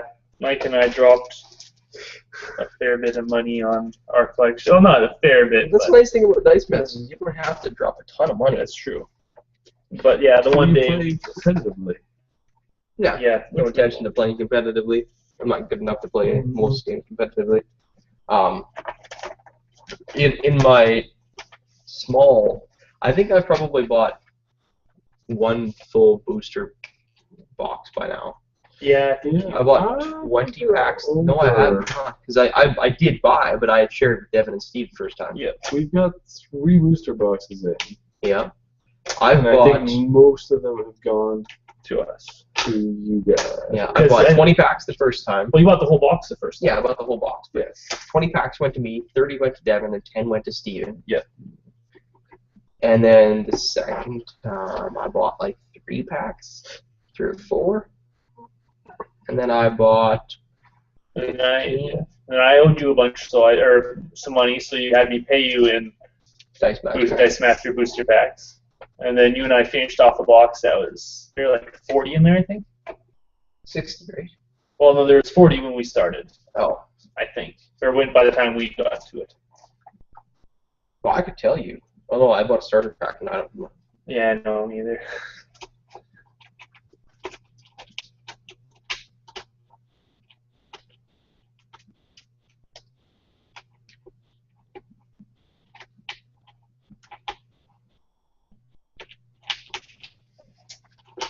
So, Juan, if you don't play Dice Master, that's okay.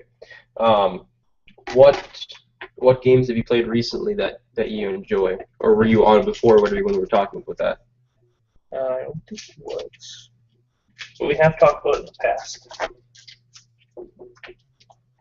Last Thursday, I think we talked about it.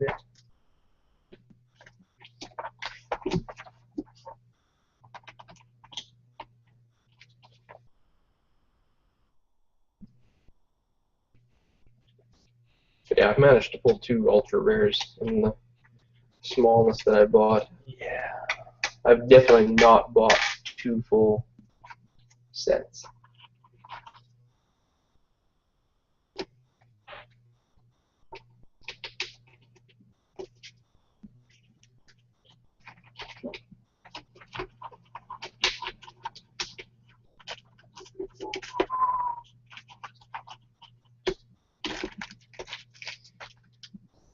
Well, get this stuff here. I think it's about time that I call it a night.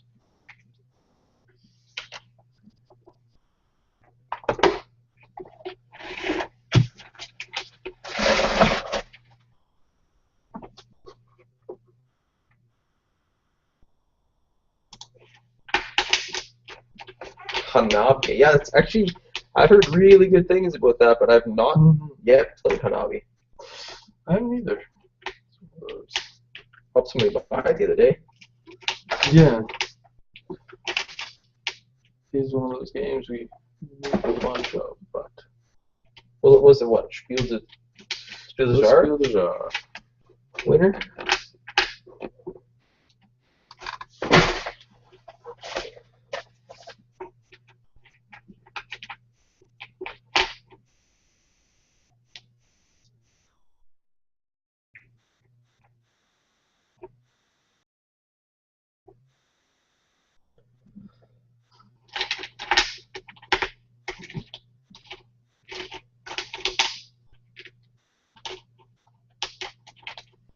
you counting what you'll have, or you want to play a game for?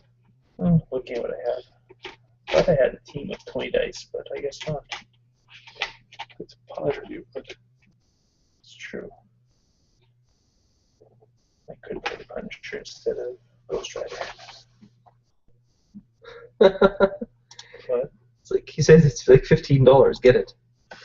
yeah, 15 US dollars. That's like 16.50. 16. Yeah. Yeah, I have spent enough money. I've spent a lot of money producing games, and then I've also spent money on some games I bought at Gen Con. I pre-ordered Sheriff of Nottingham from Arcane Wonders. I pre-ordered Imperial Settlers by Portal. What else did I pick up at Gen Con? I picked up Mice and Mystics, the Heart of Glorm expansion. I got that signed by Jerry Hawthorne, which is really cool. I also got my Imperial Settlers signed by Ignacy Tresvik. Impossible to pronounce his name. What else did I pick up there? I managed to win a copy of Euphoria Yes. at the Secret Cabal Gaming Podcast meetup, which was awesome, by the way. They need to get a bigger place next year. It was way too full. What else did I come home with? Michael from Tasty Minstrel Games gave me a copy of Templar Intrigue, which I also backed on Kickstarter, so I'll probably have to pass that on to somebody. Steven did not package. Steven is someone to pass it on to. Oh, I have one for you already, Steve. He gave me multiple copies of it to pass on. Thank you very much, Juan. We were overjoyed. Yeah. We celebrated much.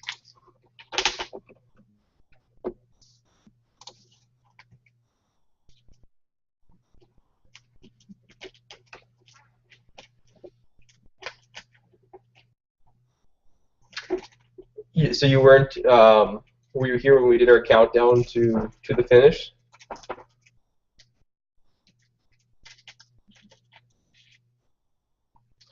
Don't think so. I think just got here. I'm thinking he just got here like half an hour ago.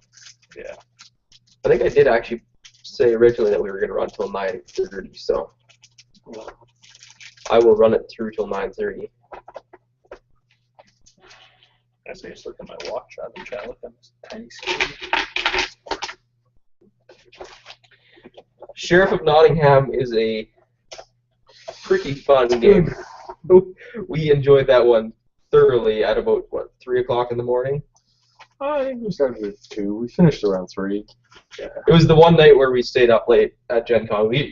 Since I was exhibiting this year, I decided to actually get some sleep. Be responsible. I am trying to run a business, but we played Sheriff of Nottingham with a couple of people from Eastern Canada. Yep. From the island. From the island. Prince Edward Island. Prince Edward Island, yeah. Not Newbie Land. Not Rodney Smith from Watch and Played. It was a couple of his neighbors, people in his gaming group. Mm-hmm. He was too good for us. And them, at least. Yeah. Oh, just got home from work. Where do you work? You can't be that far off in time from us. It's an hour off. Was working. Yeah, Sheriff of Nottingham was a lot of fun. You can definitely do some pretty good lying. Mm-hmm. Yeah. Backstabbing. Oh yeah. Smuggling. Coercing. Mm-hmm. I thought you said coursing at first. Also, Imperial Settlers, I've played that one. I've only played it once now, but that was a good game too. You could pick up. I have not played my Mice and Mystics expansion yet because I've not quite finished the first set of chapters. Mm-hmm. Also, all of my games are packed in a very small space in my in-laws' basement where I'm living. So once I finish building my house and I actually have my game room downstairs, I'll be able to unpack it. What do you have there? It's a pencil crayon roll for my art. supplies. I speak yesterday, so I can have to restock it while I was on the camera. Why? I'm not sure. Just the way my mind works. Okay, it's Don't something. know. Makes for exciting video. Yes. Watching somebody put pencil crayons into a pencil crayon holder. Not just normal pencil crayons. They're watercolor pencil crayons. I don't think they can see that from there, Steve. No, I don't. Mhm. That's why the But innovation that's is why. needed. That's why I said. Yeah.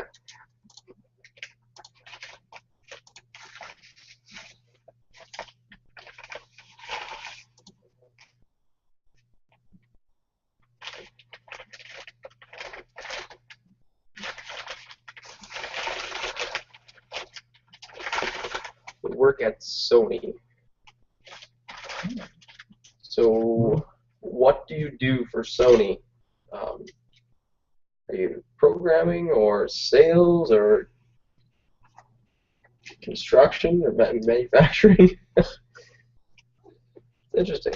You could get me a Sony PlayStation 4. That would be great.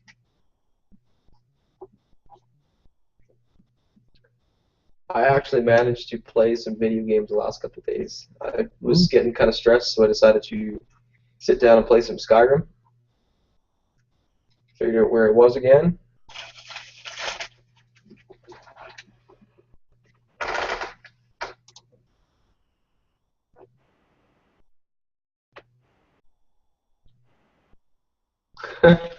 You say colored pencil. Well, all pencils are colored, Alan, just so you know. I will demonstrate for you if I can find my pencil. Right here. I don't want to get any Americans mad at us, but this time you're wrong. So this is a pencil. It is colored. It's yellow or orange, depending on. Or black if you're talking about the lead color. But Because otherwise, the pencil Steve's pencils itself- are all blue. That's the true. color, the pencil itself is colored. The lead is gray. Yeah. So it's not the pencil that should be called colored. It's the lead. And it's not even lead in an actual pencil. It's graphite. Technically, they're not crayons either. So pencil crayon's not the right word for No, it it's either. true. They're watercolor pencils. These ones. I've been dabbling in watercolors lately, so. Yes, I said Colored dabble. pencils maybe does work too. Maybe I'm wrong. No, It does so work. it makes sense. In some ways, it makes more sense than pencil crayons because they're not crayons. Are you saying everything I know is wrong, Leaf? Not everything.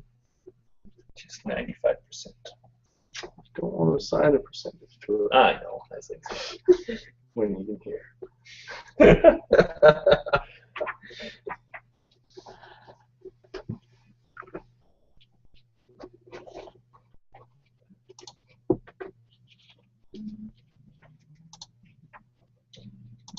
Well, now I think I've deduced who the two viewers are at this point. We have Juan and Alan. So. But you just said we have two. Sorry, another one joke. And Alan. What? Juan and Alan. Technical artist at a motion capture studio. I work with animation data for first and second party clients. That's what he does. I asked what he did before, so. I'm impressed. I don't know what technical artist means. He works with the data. Motion capture, I understand that. Yeah. That's the funky suits with all the little green balls on it. Yes. Yes. Or white The ball balls. suits. Yes, that's Gray Water. is a color. That is true.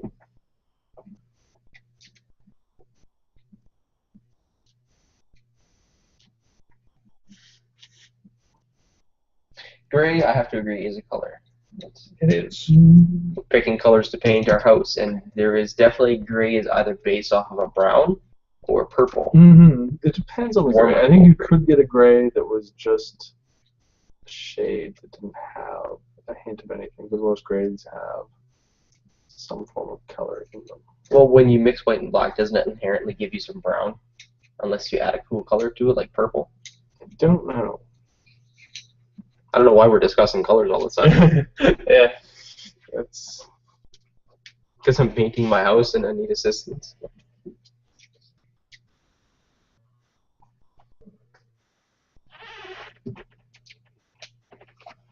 Well, 4 more minutes, and then we're going to call it quits. I want to go home and go to sleep.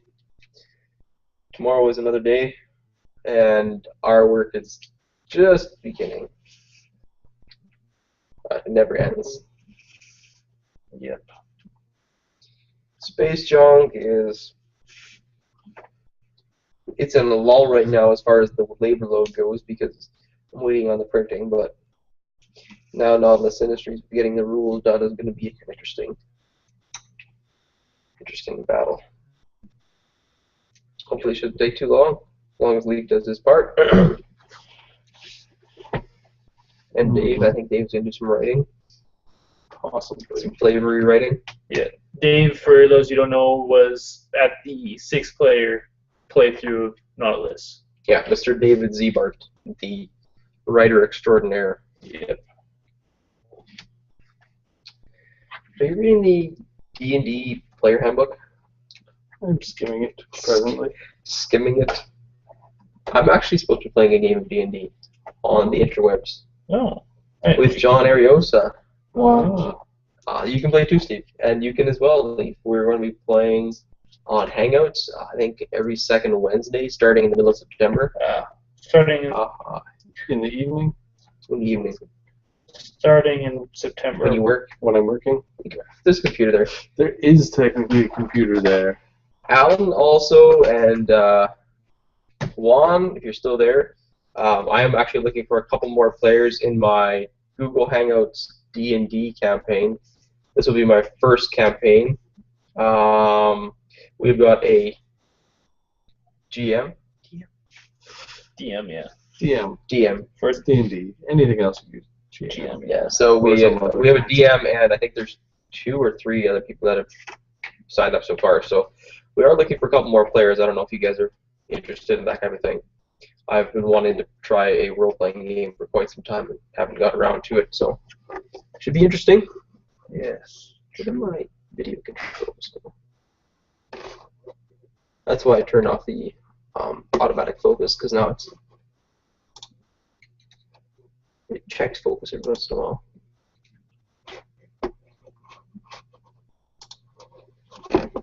Yeah. I start wood carving classes again in September, so I will not be available on Wednesdays. That's when it is. That's not why I programmed it. Yes, one, 5th edition. The one that Leaf is holding the book for.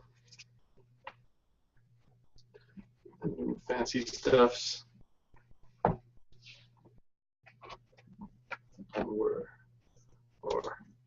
My gaming group is finishing up our Dresden Files game this week or maybe next.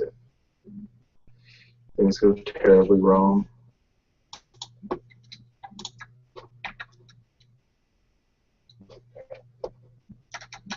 Then after that, sweet Dungeons and Dragons.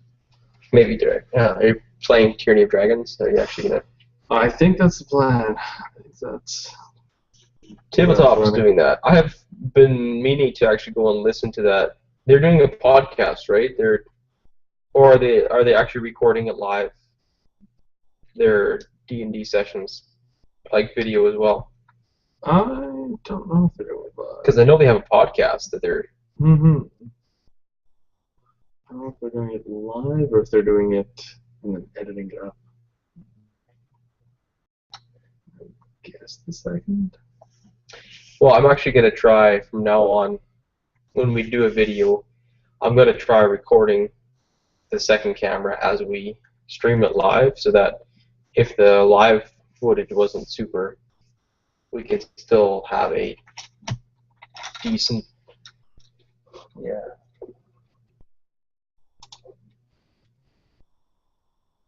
Which is a very good idea, in my opinion.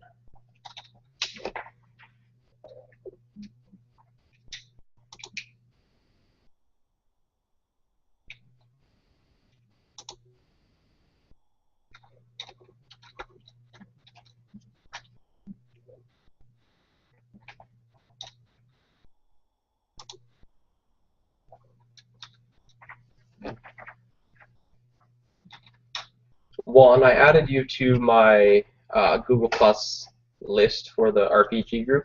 So if you are interested, I can give you some more information about it, and let you know, and then you can decide from there.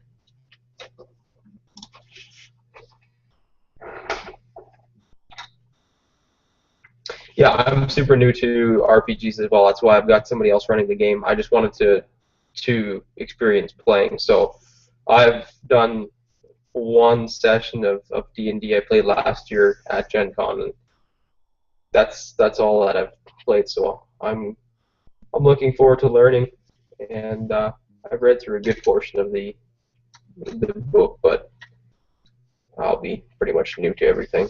Yeah, so don't let that deter you. I'm currently going through the book for the Atomic Robo RPG, which I'm a huge fan of the Atomic Robo comic book. And yeah, so I have my brother and one friend who are interested in doing that. So if we ever get that together, we will be doing that. Okay, so Alan says, I think the stretch goal is recording a separate role-playing show. So that would be tabletop. So have they started that now, or is it something that they're going to be doing?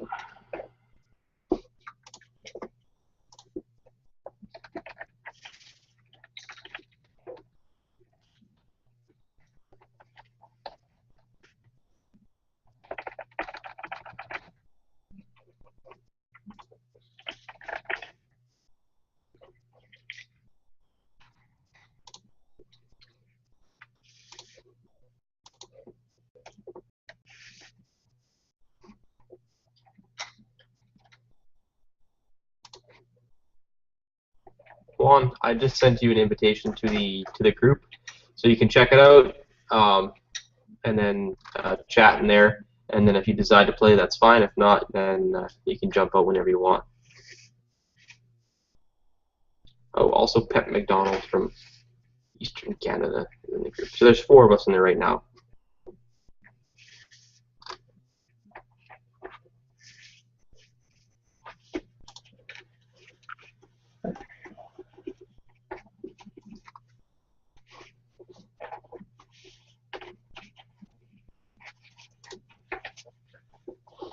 Yeah, if you allow me to jump in later when I'm not in my carving class, I would be interested in trying out some D&D as well.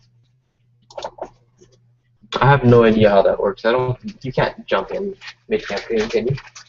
You can stumble across me in the woods. Okay. Yeah. I guess we could. Half-drunk elf. Yeah, I'm a dwarf, I'm not an elf. You're a dwarf? Yeah. I have my character. Actually, I have my character here. Have you decided what you're playing yet? Are you going with that fighter? Gnome. A gnome? Yes. Really? Oh, that's so awesome. Explain, please. Gnome rogue. Going to Arcane Trickster. Yes. Ida Hammerfist, the male dwarf barbarian.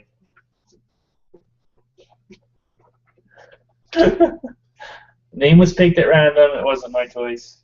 But because I have a Warhammer, which I've actually designed, it's pretty awesome looking. I'm artistic, so it's not actually for the game. I'm just doodling. And Hey, Alan, I will add you as well, and then you can check it out. Again, if you decide to leave, that's fine. But we will chat. I think we're planning on starting in the middle of September here. So September 17th, I think, is supposed to be the first time. And that probably won't actually end up being a play.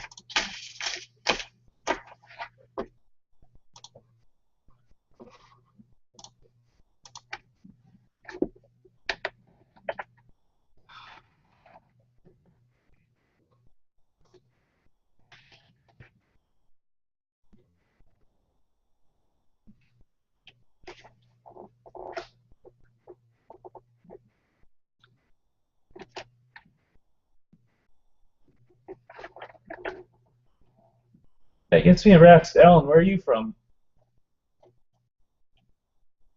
Oh wait, no, never mind. That's someone else. Still don't know where you are. Yeah, we know where Alan's from. He's from Utah? No, Ohio was the other guy. The guy we thought was Mr. Brown. Michigan? No, but we talked to Alan the other day, and he said where he was Okay. from, but it's There's someone from Pensacola. Can't remember who that was.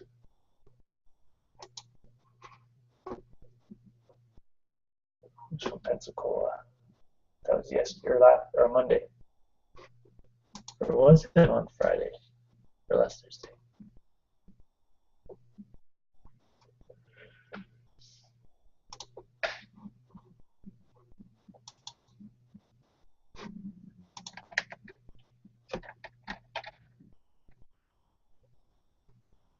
Oh, you're the Florida dude. Sorry, Alan. oh, Florida.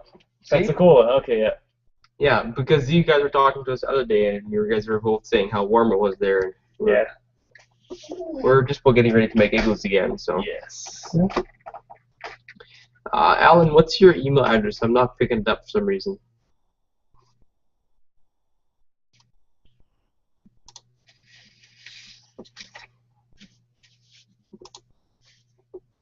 Oh, never mind, I found it.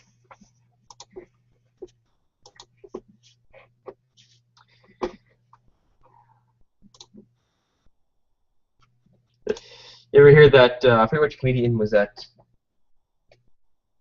He's talking about, somebody asked if he wanted to buy a, I went through a drive-through and the guy asked if he wanted a franchise. Yeah, that's Brian Regan. Yeah, Brian Regan. You want a franchise with that? Sure. Pensacola. And Pensacola? In a very thick Spanish accent or Cuban accent. But yes. I have no idea how good our DM is. He volunteered to DM, and it sounds like he's got everything prepared, so we'll see.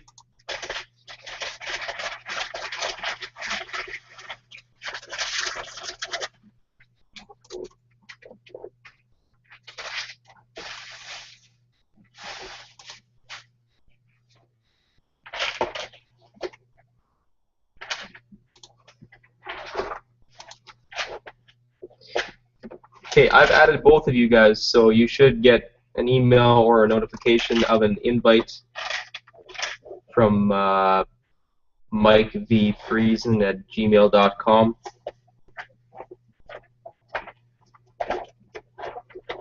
And we can discuss it further from there.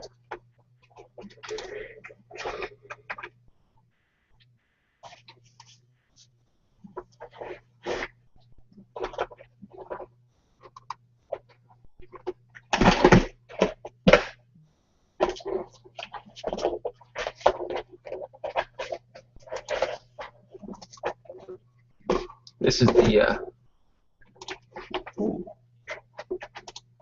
That's pretty. we were talking to a Jeff Brown before, and it was not this Jeff Brown, but this Jeff Brown who does this artwork is from Saskatoon. He just does some fantastic stuff. Yes. Makes me very jealous. Oh.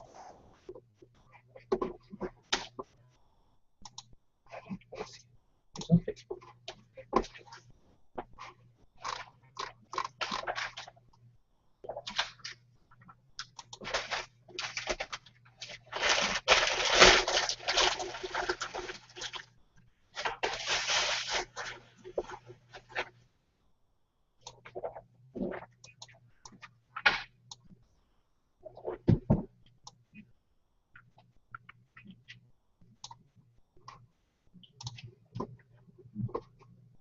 Maybe invite me to that too. I said you were playing. I would like to, but I don't know. It depends on how. I might have to drop out of my carving class depending on how school is. So. What is it from?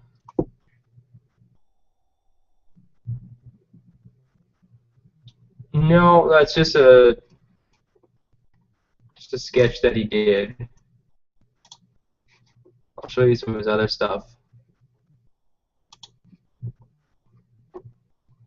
Hello world.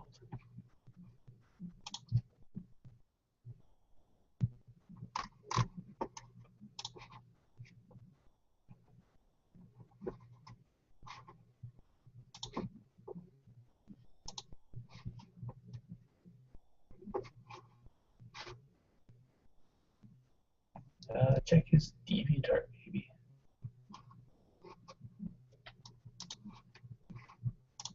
I've liked his DeviantArt. For their Lamplight games is liked it.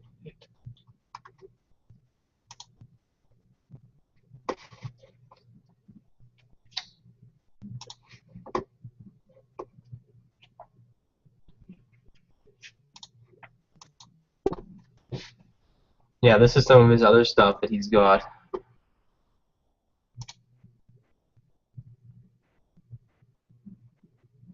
He did some fantastic work. I'm going to see if I can work. I've been talking to him here for a little while about doing some work in one of our upcoming games.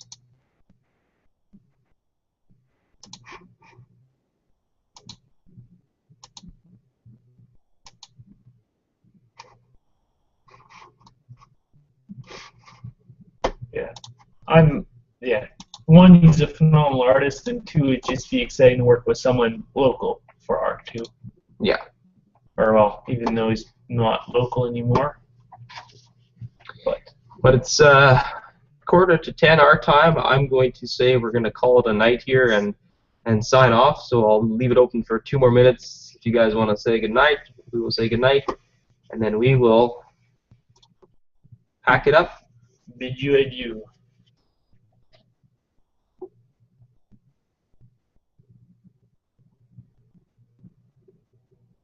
Yes, Alan, it is awesome.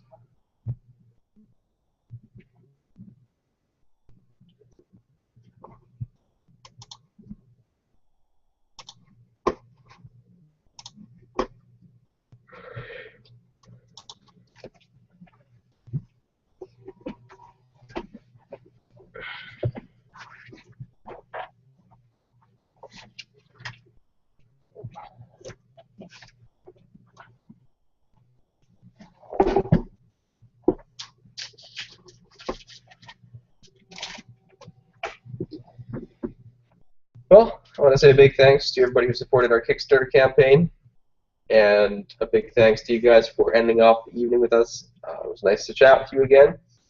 We will talk to you again soon. As always, if anybody has any questions about anything Kickstarter, board game, anything related to Lamplight Games, feel free to shoot me an email or send me a message anywhere. I'm usually available. Alright guys, have a good night. Thanks for watching. Thanks for joining us.